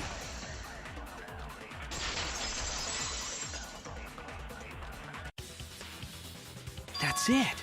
Angie went to that room to get a candle. Yeah, for kinky wax play. No. Angie was going to use it for the ritual. According to the Necronomicon, to resurrect the dead.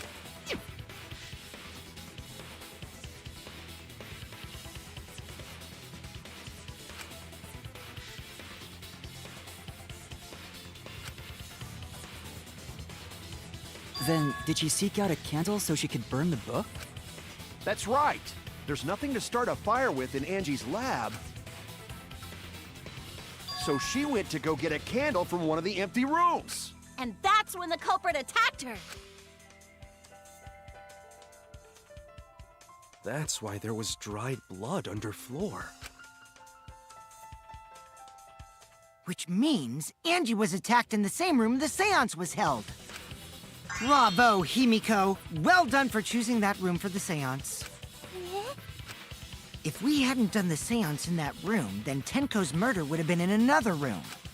If that happened, no one would have discovered Angie's bloodstain under the floorboards. That's right. Shuichi and I only checked under the floorboards where Tenko died. Yep, it's all thanks to Himiko for choosing the same room as Angie. This must be Atua's will. Or maybe the power of magic. It's neither. I just picked one. Hold on. You're all acting as though you've proven that as fact already. You claim Angie was murdered in the empty room, and then moved to the lab? Then how do you explain the large amount of blood in the lab?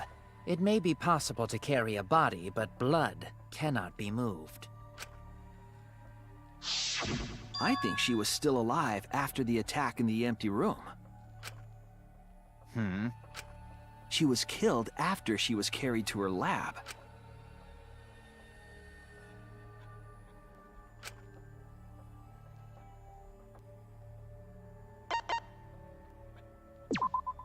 This is it!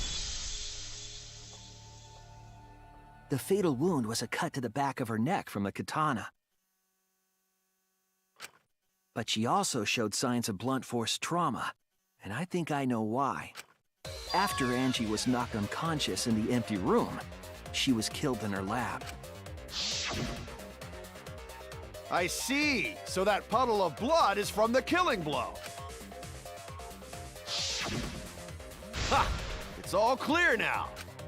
Angie was attacked in the empty room, carried to her lab, and it was there that the culprit finished her off.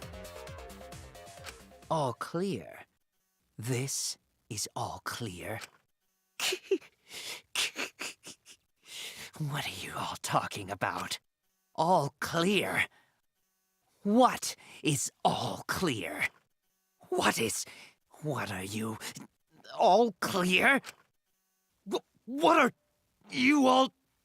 You what? What are? I will not fear. I will not back down. Sweet Korekio, calm yourself. Their words are all hollow. There is no meaning to any of them. You must teach these ignorant children a lesson. Yes, you're right. Okay, I'll teach them. What the hell are you mumbling about? You're giving me the goddamn willies! Not yet. Nothing is clear at all. It's full of doubts, of mysteries, of a dense, impenetrable fog! Nothing is clear at all!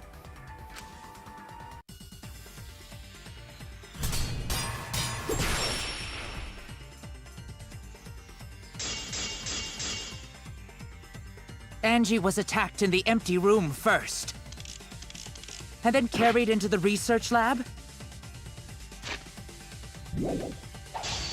Impossible! Impossible! That's nothing but a delusion! You intend to poison our minds with your delusions? It's no delusion. Angie's 2 external wounds tell the story. After she was struck in the empty room, she was carried to the art research lab and then killed. You say the culprit carried Angie's body? And not a single drop of blood fell? The hallway and empty room had no bloodstains. Even if you wipe them down later, there'd still be traces of evidence left behind. But there was no evidence anywhere, was there, Shuichi? I'll cut through your words!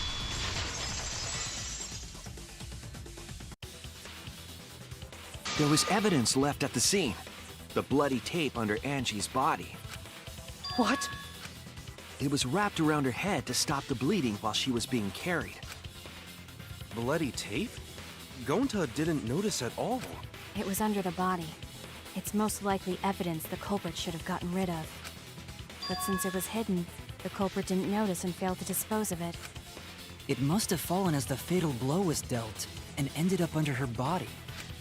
It must have been Atua who did that for us. What? Atua? How long are you going to keep that up? Now we know most of the mystery behind Angie's murder. I'm convinced there's only one person who could have killed Angie.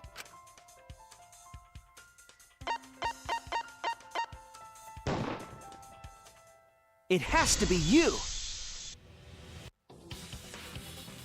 It's you, Kyo. You killed Angie.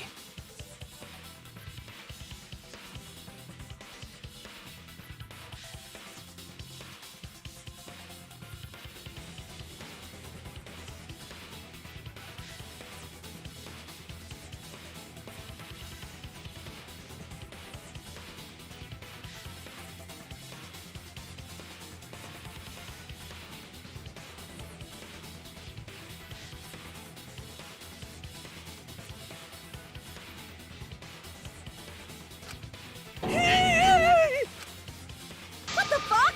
So it's true! Well, that was obvious. Such a boring, obvious answer. You killed both of them. Why? Why did you kill them? In terms of pure logic, only one victim was necessary to win. Why? Why you killed them both? I think one of the murders was an accident. An accident? That's right. It wasn't part of the plan. Huh? Which one?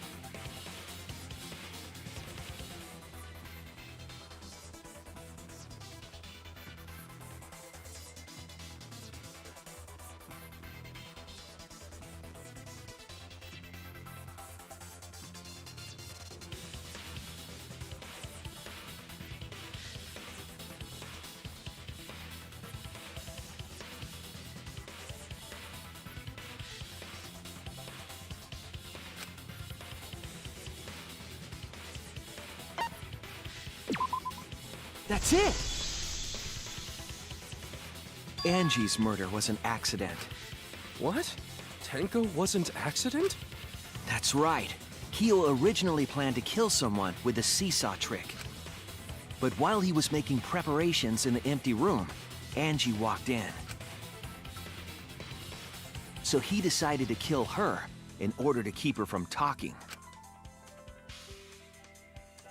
She just happened to walk in on the culprit setting up and was killed. Then he should have just stopped there. Once he killed Angie, there was no reason for him to kill Tenko. You only needed to kill one for this game. Killing two is pointless. If you get bonus points for killing more, then sure. Otherwise, it leaves more clues behind. Why, Kyo? Why you kill two of our friends? What is it? What on earth are you talking about? No, I'm not the culprit. So, why is everyone looking at me like I am? Why? Why are they? Why is it? Calm yourself, Korekio. Yes. You mustn't raise your voice. You mustn't stutter. You mustn't lose composure. You mustn't become flustered. You mustn't waver. Look at their horrid faces. This sorry lot is not worth agonizing over. You're right. Yeah, you're right. There he goes again. What the hell's wrong? It almost seems like he's talking with someone. Someone? He's just talking to himself. And why the hell is he wearing lipstick? No matter how loudly you protest, this is a trivial matter. I will never acknowledge your allegations. Not a single one of them. For you see, there is no evidence that I killed Angie. No, I will not acknowledge it. I will only acknowledge facts, true events. I won't acknowledge fiction, mystery. I won't acknowledge your deductions or guesses. Well said. Good job, Korekio. Yes, thanks. Creeps me the fuck out! You're wrong. There is... What? You do realize bluffs like that won't work, yes?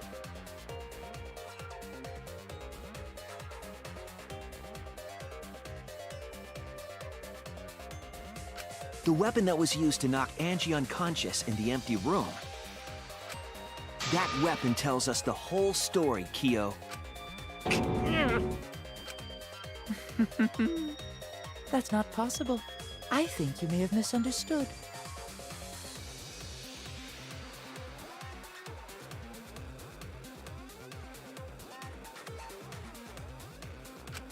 Apologize. Come on, apologize. Apologize. Apologize. Apologize. Come on. Apologize. Apologize, apologize. Apologize, apologize, apologize, apologize. Seriously, what the hell's happening?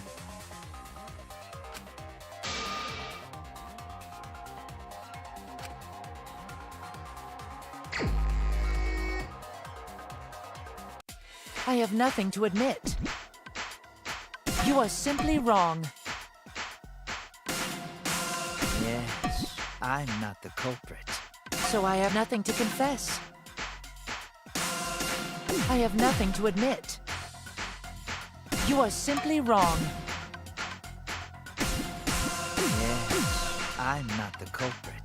So I have nothing to confess. Why must you force your delusions on us? Your logic. That's merely a delusion. Well said, Korekio. To continue this debate is meaningless. Why must you force your delusions on us? Your logic. That's merely a delusion. Well said, Korekio. To continue this debate is meaningless. Why must you force your delusions on us?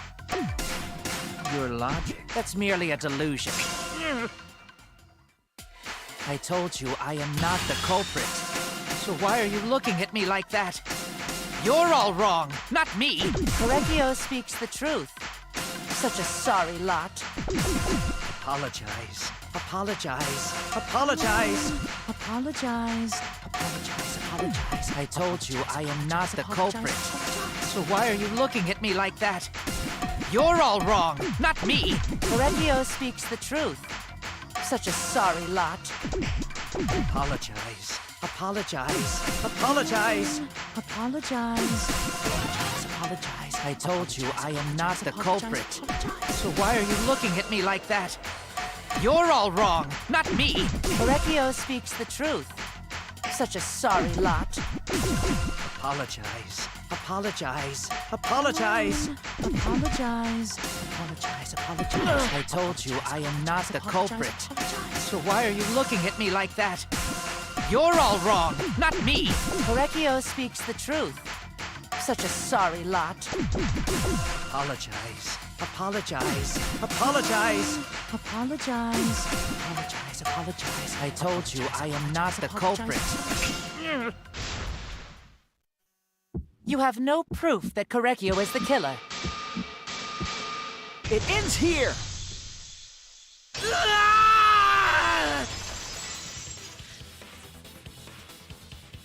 Keo hit Angie with the same floorboard used in the seesaw trick. I see. And how do you know the floorboard was the murder weapon? There was a small patch of dry blood on the underside of the floorboard. Angie's blood? Blood that spattered there when the culprit struck Angie with the board. But that's not the only evidence that she was hit with that floorboard. There's also the bloodstain under the floor to consider. For that to be there, the floorboard must not have been in place at the time of the attack. Good point. Had the floorboard been in place, her blood wouldn't have splattered beneath it. Keo's earlier confession is further evidence that the floorboard was used.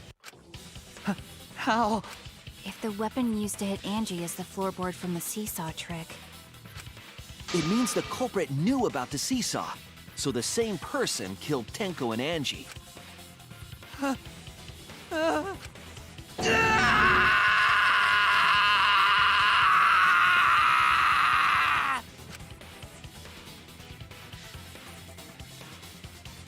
I believe that while Keo was setting up the seesaw, he was holding the board when Angie walked in. And he cold-cocked her with the floorboard! all you can do now is accept it. You even confessed to Tenko's murder already. So it's true. This is the truth. Looks like we're almost at the end. All right, Shuichi, I'll leave the finale to you. Bring down the house! Shuichi, please, put an end to this. For Angie and Tenko's sake.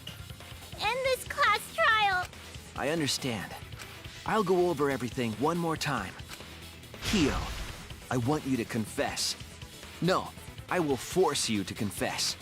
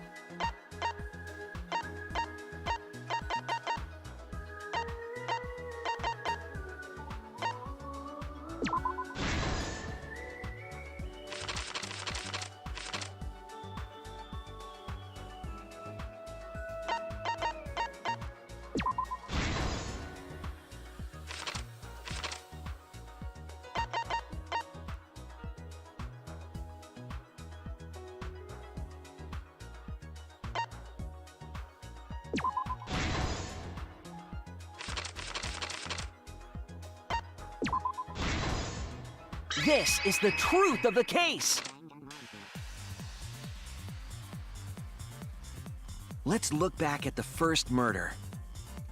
It was late last night. The culprit was in the empty room on the 4th floor.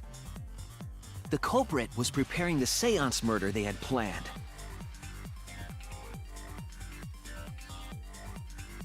To use the floorboard as a seesaw, they had to cut the crosspiece supporting it.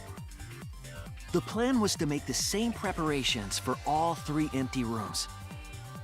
This would divert suspicion away from the culprit and whoever picked a room.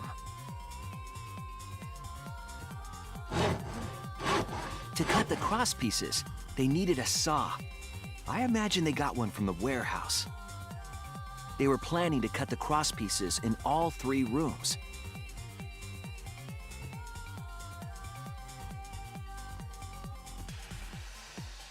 However, when the culprit was working on the middle room, the unexpected happened.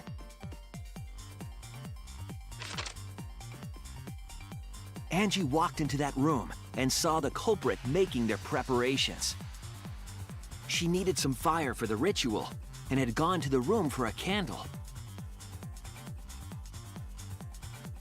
At that point, the culprit had not finished the setup and was just cutting crosspieces. Angie might not have concluded that it was tied to some kind of murder plan. But now that Angie had seen it, the culprit couldn't use the seesaw trick. Any other person might have just given up, but not our culprit.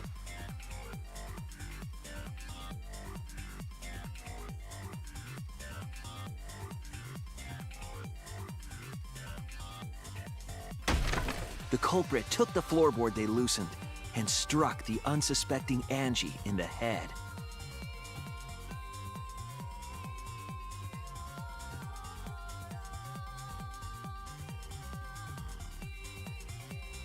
The culprit did not want to give up on their plan and had to improvise.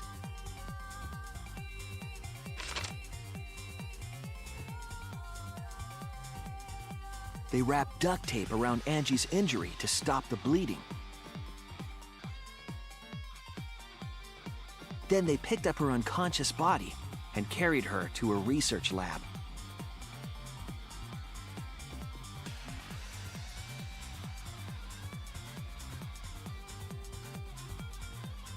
While she was unconscious, the culprit hurried to tie up this loose end.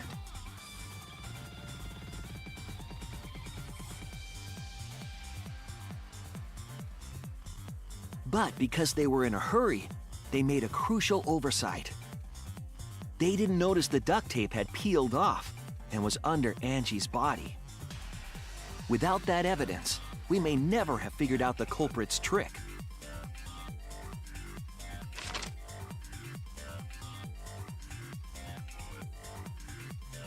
Carrying the supplies they needed, the culprit returned to the ultimate art lab.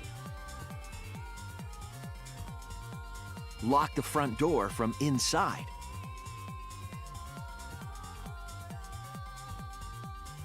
And took out the katana they brought from their own lab.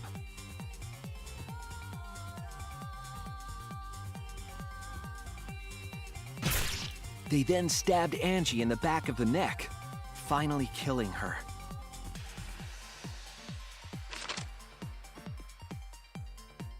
Then, to further confuse us, the culprit attempted to make a locked room mystery. First, they used rope from the warehouse and hung 4 effigies upside down.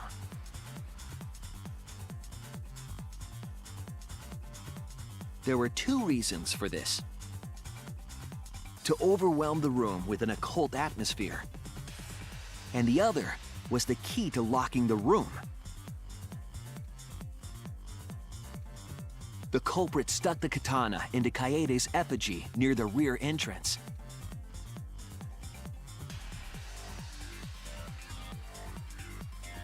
And spun the effigy around to twist up the rope.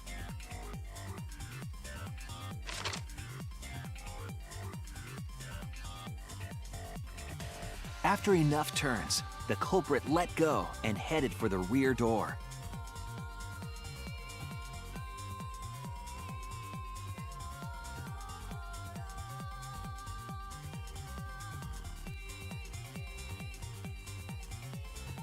Once released, the effigy began spinning, and the gold leaf katana with it.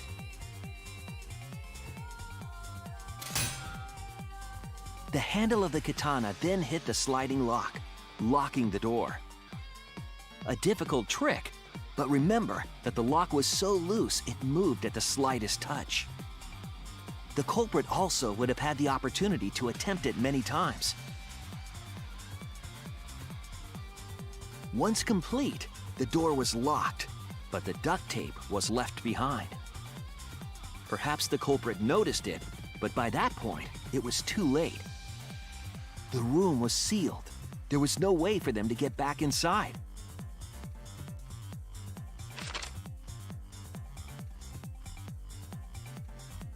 Then, this morning, we opened up the room and discovered Angie's body.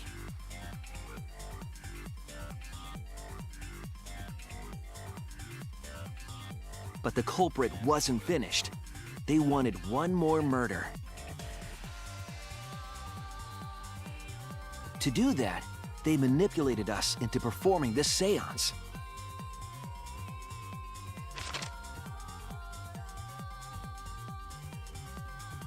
Of the 3 empty rooms, the middle one was chosen for the seance. I was invited by Kokichi to take Kibo's place in the seance. Tenko volunteered to be the medium, but she never imagined it would get her killed. To perform the seance, the culprit claimed they needed something for Tenko. A small stone that Himiko had brought from the courtyard. Tenko, at the culprit's request, bowed her head until it was touching the stone. That position was instrumental in making sure the murder went as planned.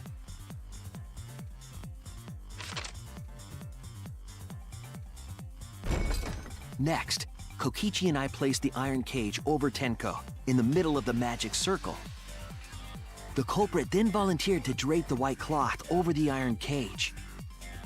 We didn't realize it at the time, but that was a deliberate decision by the culprit.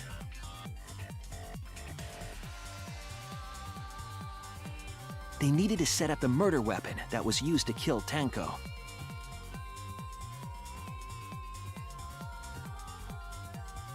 While they were covering the cage with a cloth, they secretly placed the sickle.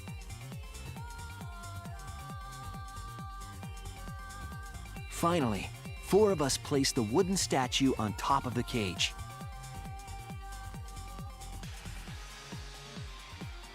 The culprit used the weight of the statue to keep the murder weapon in place.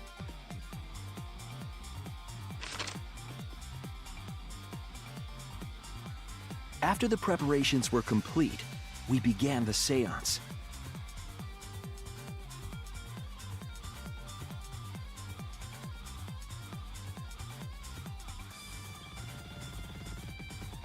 In complete darkness, we each stood in one corner and sang the Caged Child song.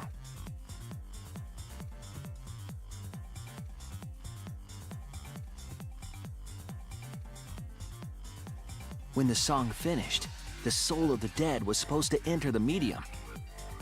But our culprit had another plan: to commit a murder in the darkness.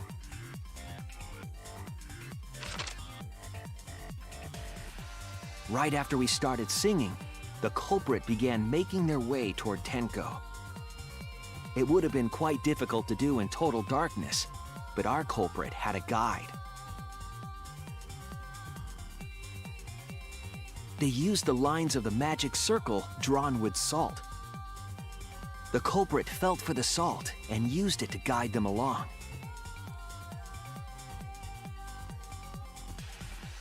And when the culprit reached the center of the circle,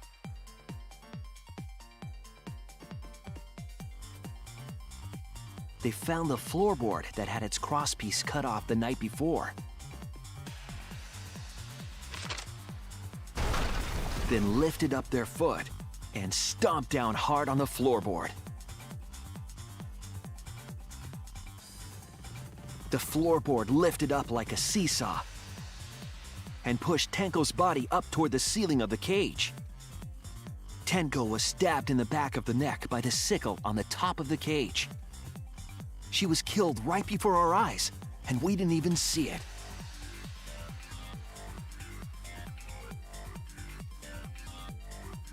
After committing the crime, the culprit followed the Salt back to their corner.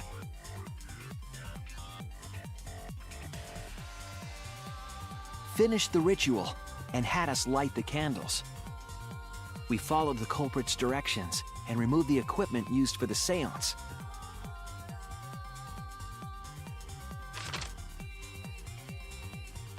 And discovered Tenko's body.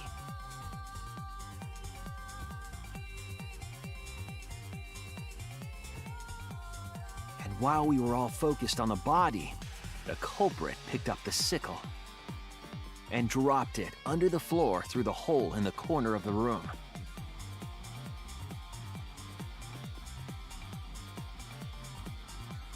Ironically, the final step of the murder was unwittingly carried out by us. The culprit had planned the murder so that we would unintentionally destroy some evidence. That evidence was the magic circle that the culprit used to navigate in the dark.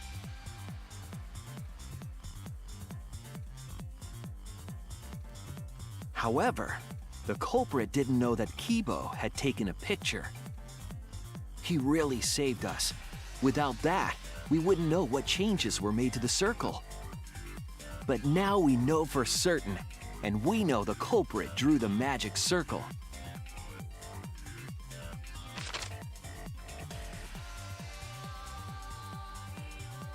Korekio Shinguchi, the ultimate anthropologist.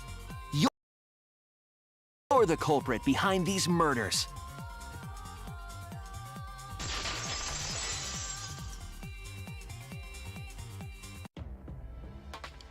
That's where my detective work leads us. It all fits. Sweet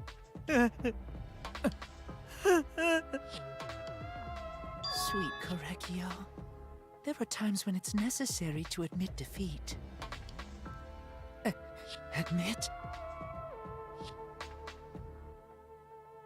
Yeah. Okay. So you finally admit you did it. Unfortunately, yes.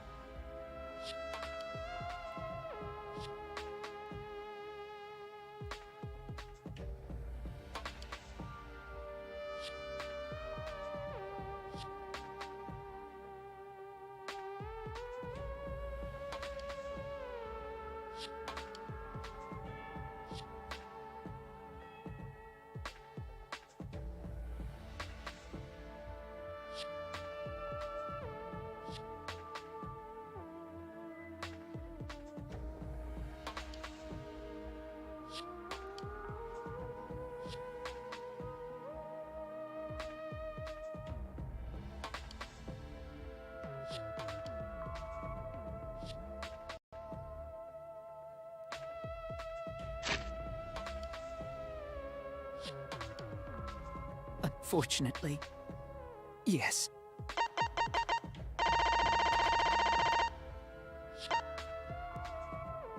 They used the lines of the magic circle drawn with salt. The culprit felt for the salt and used it to guide them along. And when the culprit reached the center of the circle, they found the floorboard that had its crosspiece cut off the night before, then lifted up their foot and stomped down hard on the floorboard.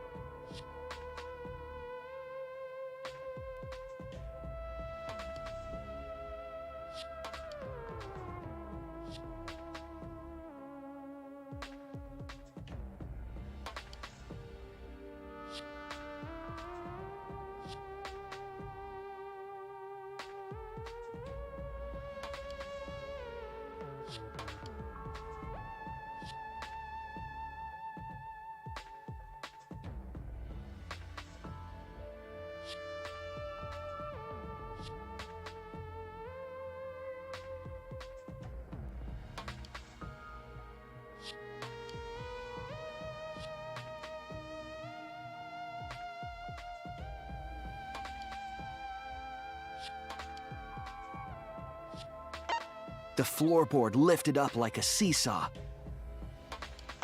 and pushed Tenko's body up toward the ceiling of the cage. Tenko was stabbed in the back of the neck by the sickle on the top of the cage. She was killed right before our eyes, and we didn't even see it. After committing the crime, the culprit followed the salt back to their corner.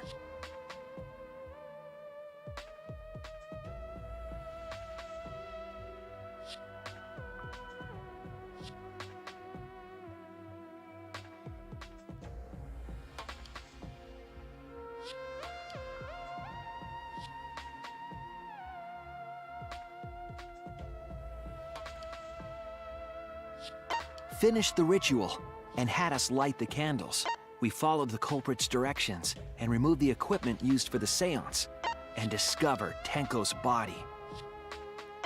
And while we were all focused on the body, the culprit picked up the sickle and dropped it under the floor through the hole in the corner of the room.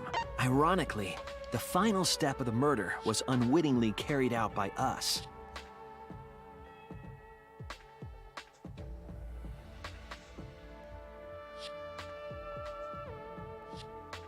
The culprit had planned the murder so that we would unintentionally destroy some evidence. That evidence was the magic circle that the culprit used to navigate in the dark.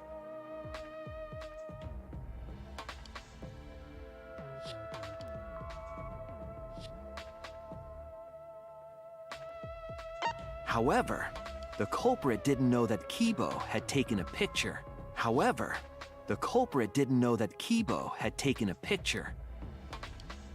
He really saved us. Without that, we wouldn't know what changes were made to the circle.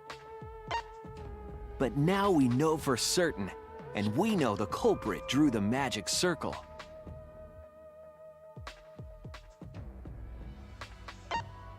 Korekio Shinguchi, the ultimate anthropologist. You're the culprit behind these murders. That's where my detective work leads us. It all fits. Sweet Korekio.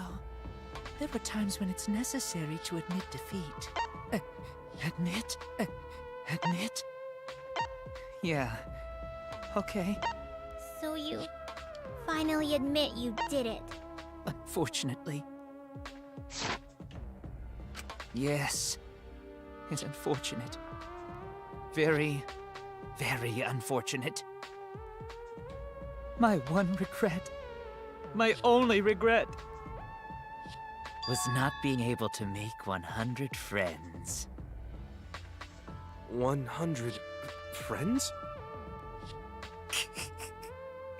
It was my dream to make 100 friends. Oh, it's so unfortunate! I was so close to 100! What are you talking about? I do not understand a word of this. Who gives a fuck? Let's vote for this kooky bastard and be done with this already! Roger that!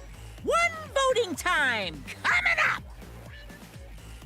The heart racing excitement as...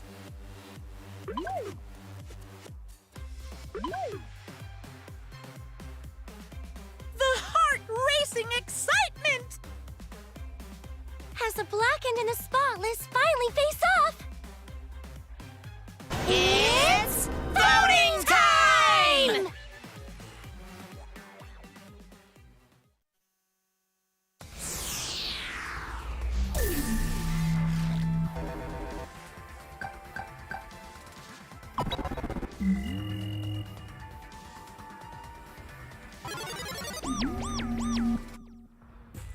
Now then, it seems the voting has finished. Let's see the result.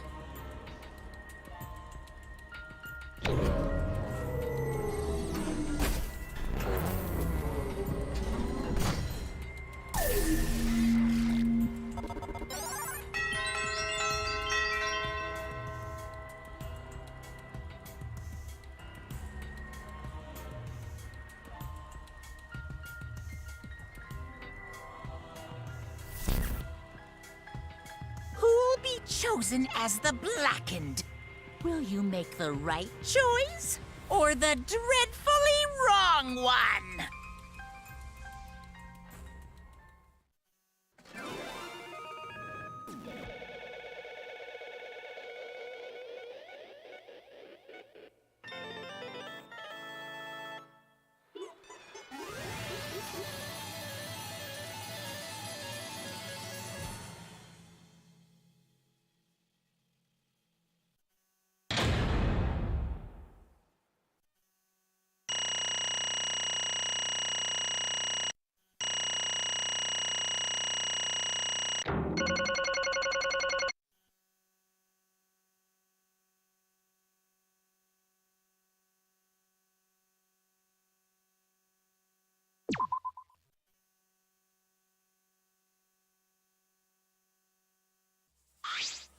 Wah!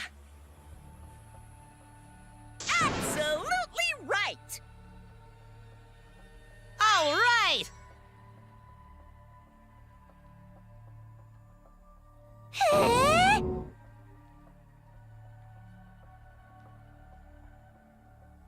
For now, No.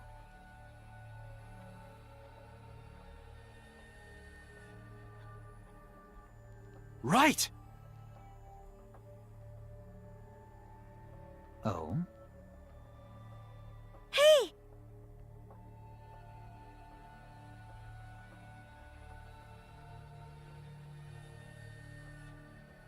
Hey, hey! Shut up!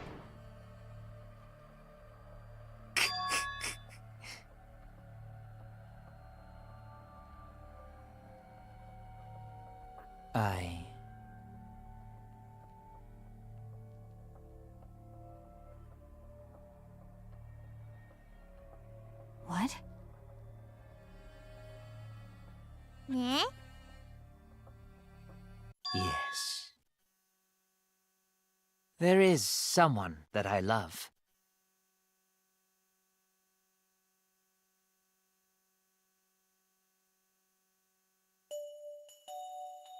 I love her with all my heart, and she loves me with all her heart. Yes, we vowed an endless love to each other, forever bound by fate. None can come between us. We are bound by an intense love, no matter what anyone says.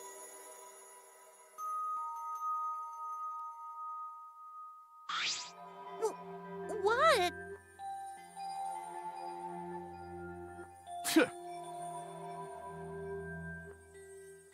Don't tell me.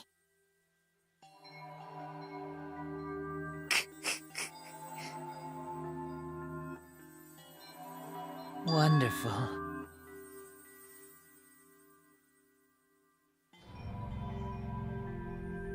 Wait! Yeah. Kersploosh! Hey! Hey.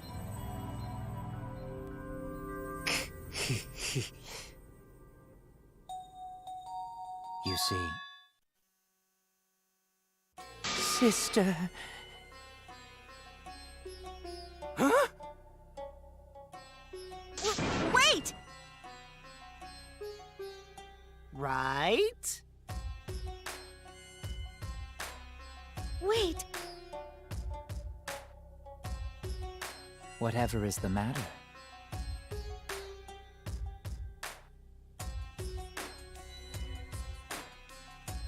I loved her so deeply, and she loved me so deeply.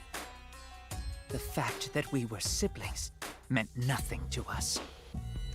They called it forbidden love, but none could stop the love we shared. Oh, how I long for my sister's warmth. The only time I felt at peace was when I was enveloped in my sister's warmth.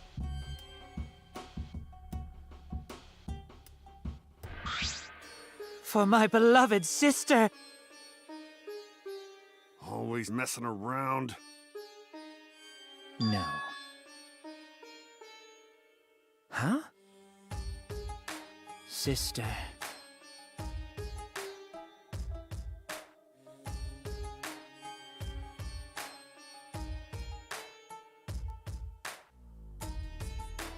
However...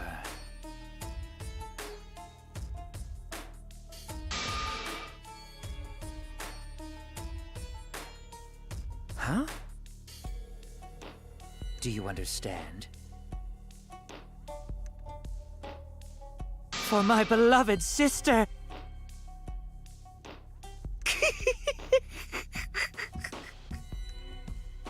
Huh?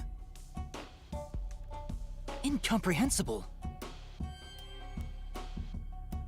Sister. Yes. What? I am Korekio's older sister. What? Yes.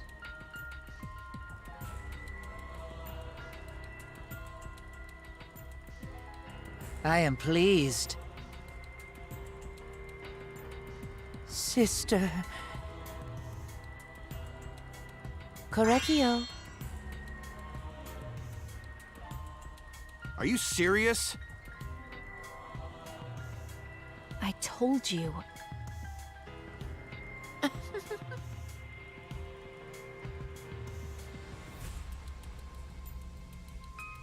Ew. Well, you know. What was that?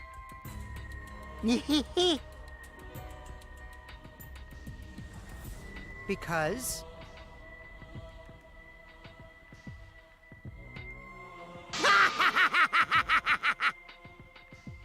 Unacceptable.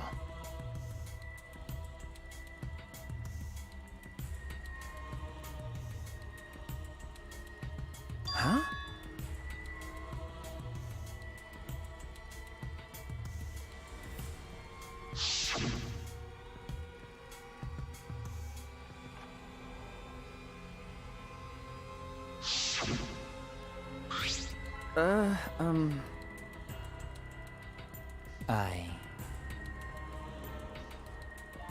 Wonderful.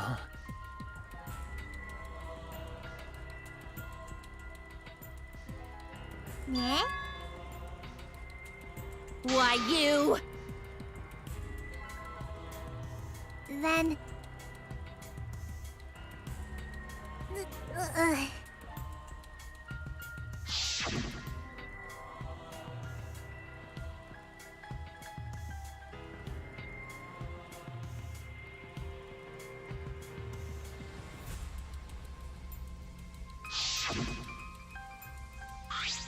Excellent.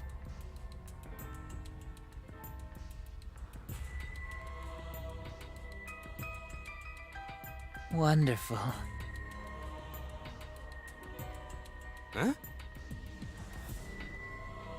But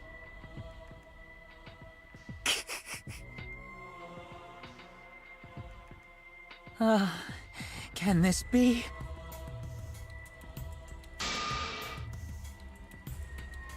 Beautiful.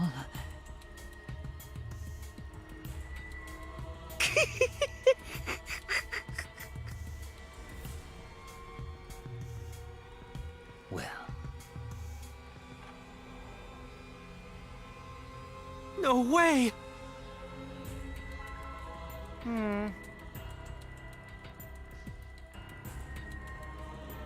Well, now. Let's see. For my beloved sister!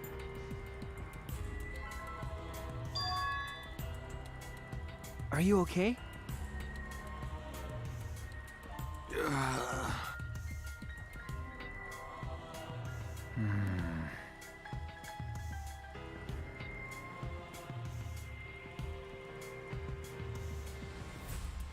however,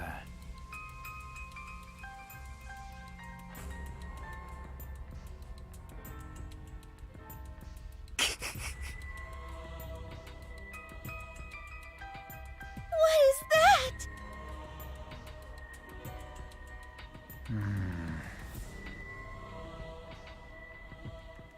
Correcchio. oh dear.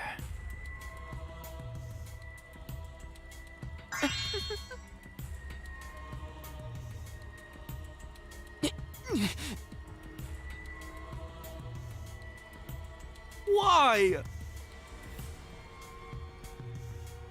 But how?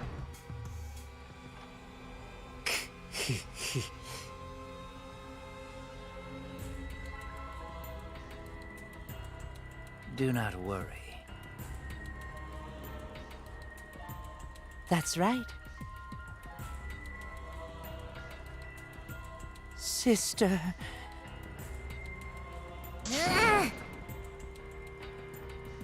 What was that?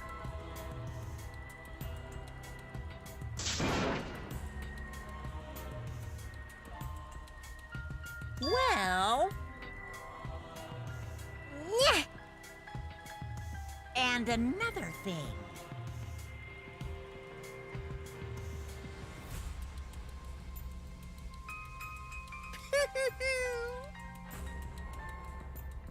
Maybe.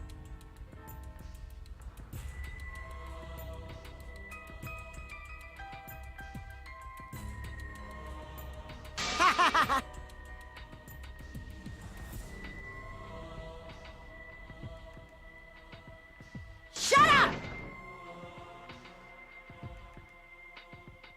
You got me! So then...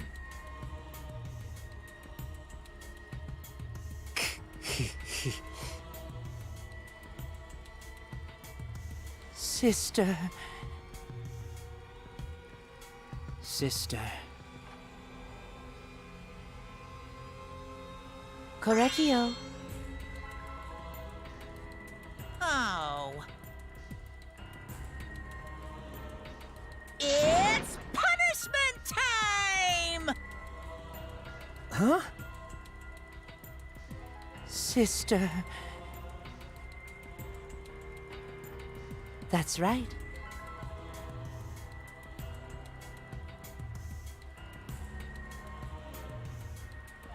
What? Therefore, from an anthropological point of view,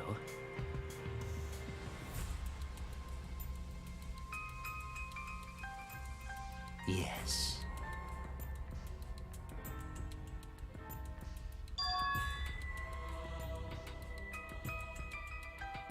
What was that?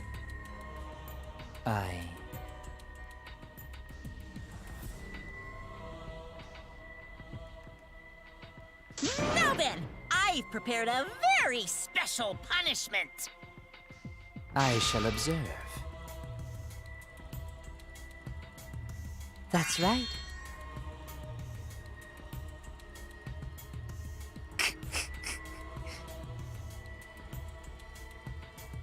Humanity is beautiful. It's punishment time!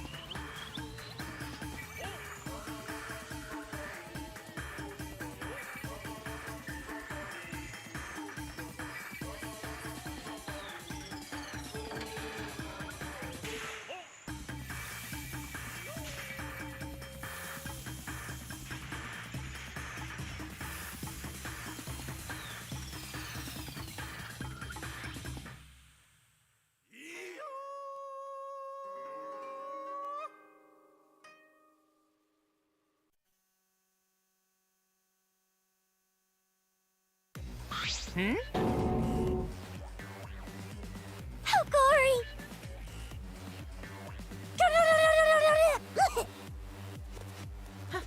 How can this be?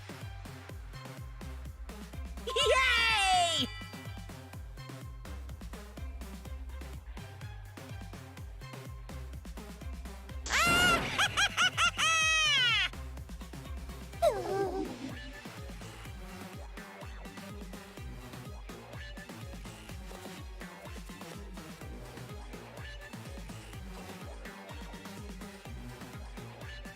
That's right!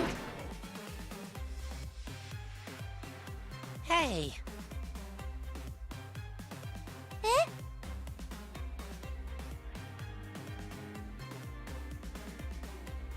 well now.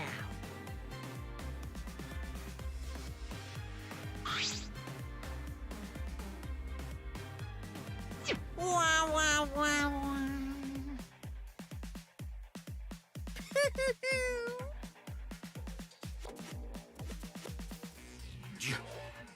You? I told you.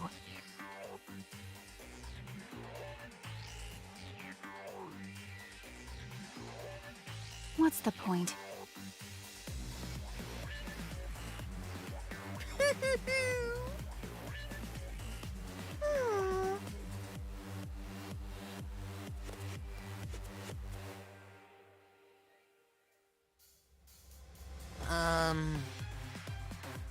Eh?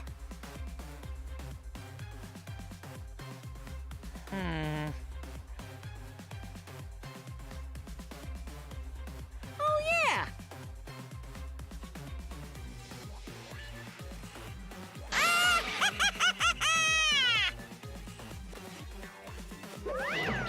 So long. Farewell.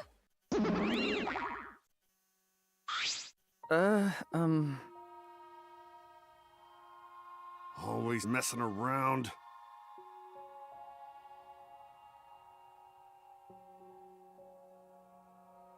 Of course!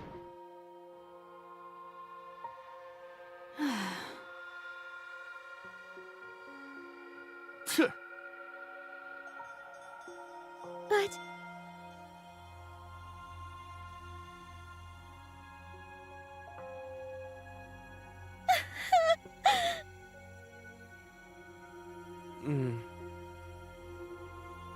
You're right.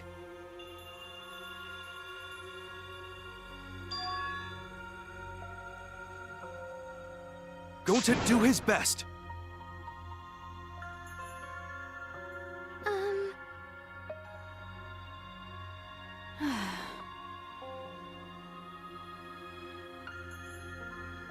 You're right.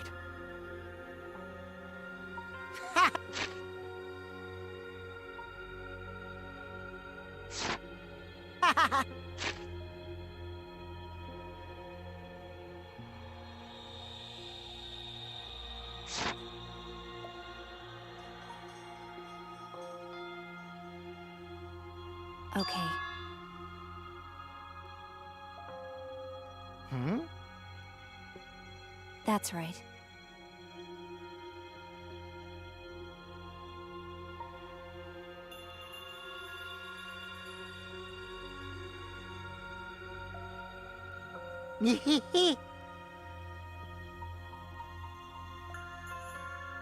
Huh. Got a minute?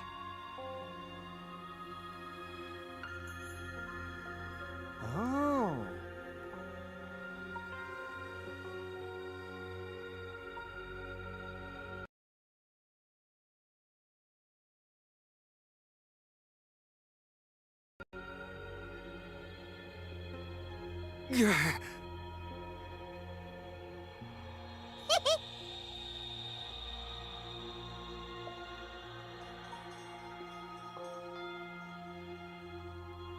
Actually, But... well, you know... Shit! How rude! But you know,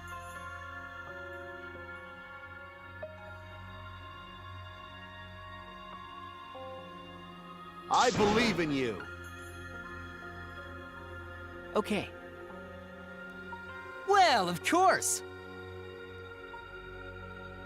Hey, hey!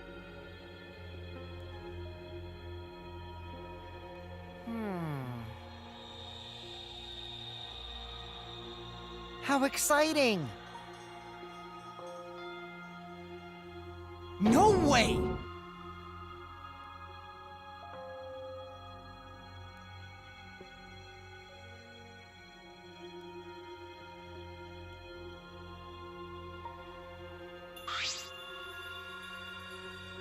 You all right?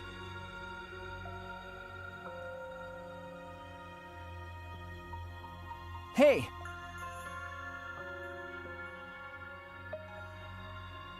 Okay. Oh. You're so dumb. Huh? Because I'm a liar.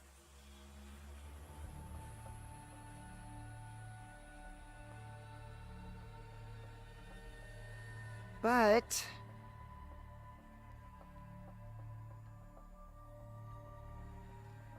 right? Nuh-uh. Because... Hey!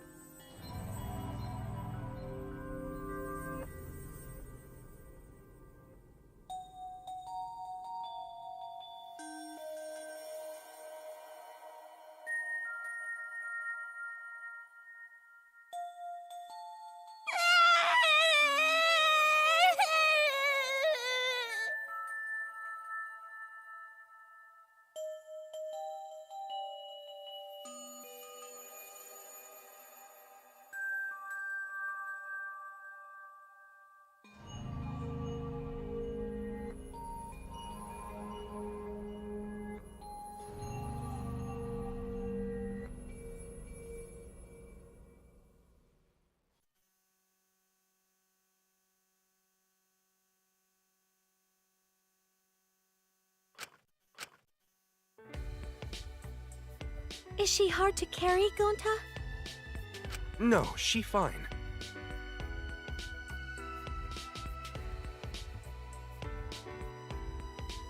She's sleeping very peacefully. She's all tuckered out after crying. Robots sleep well after leaking their oils too, right? I have told you many times that I do not use oil as my fuel source. But wow, that really surprised me. She passed out as soon as she stopped crying. Yeah, but she looks so peaceful sleeping like that.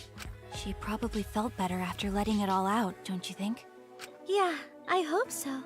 Then Gonta carry Himiko to her room. Make sure you focus real good on your back, you hear me? You'll need that focus if you want to feel her little mosquito bites poking ya! There's no way he'd do such a thing. Gonta is a gentleman after all.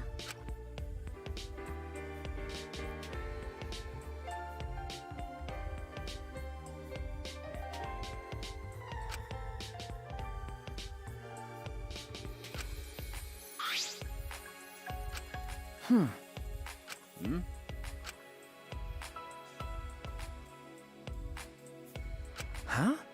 Well...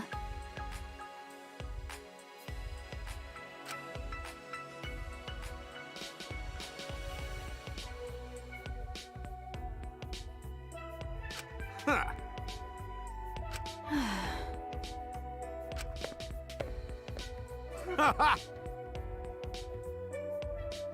But...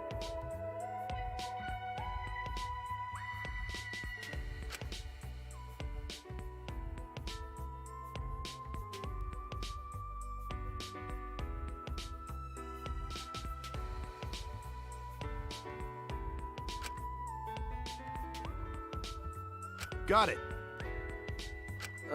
Okay.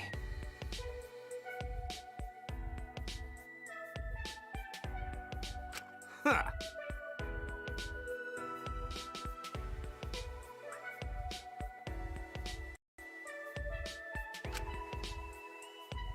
Okay. Got it.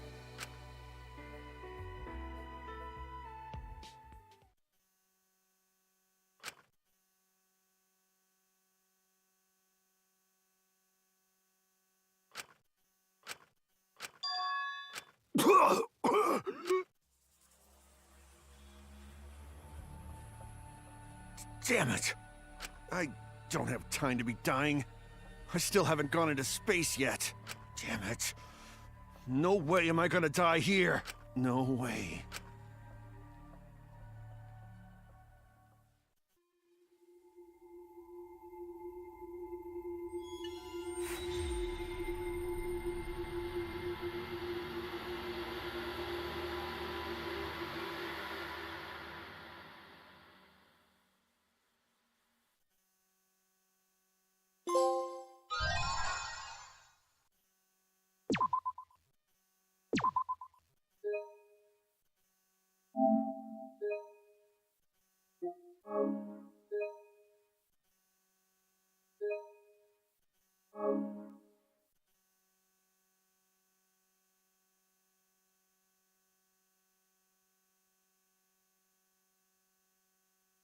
Hey there. Guess I don't have to introduce myself, huh?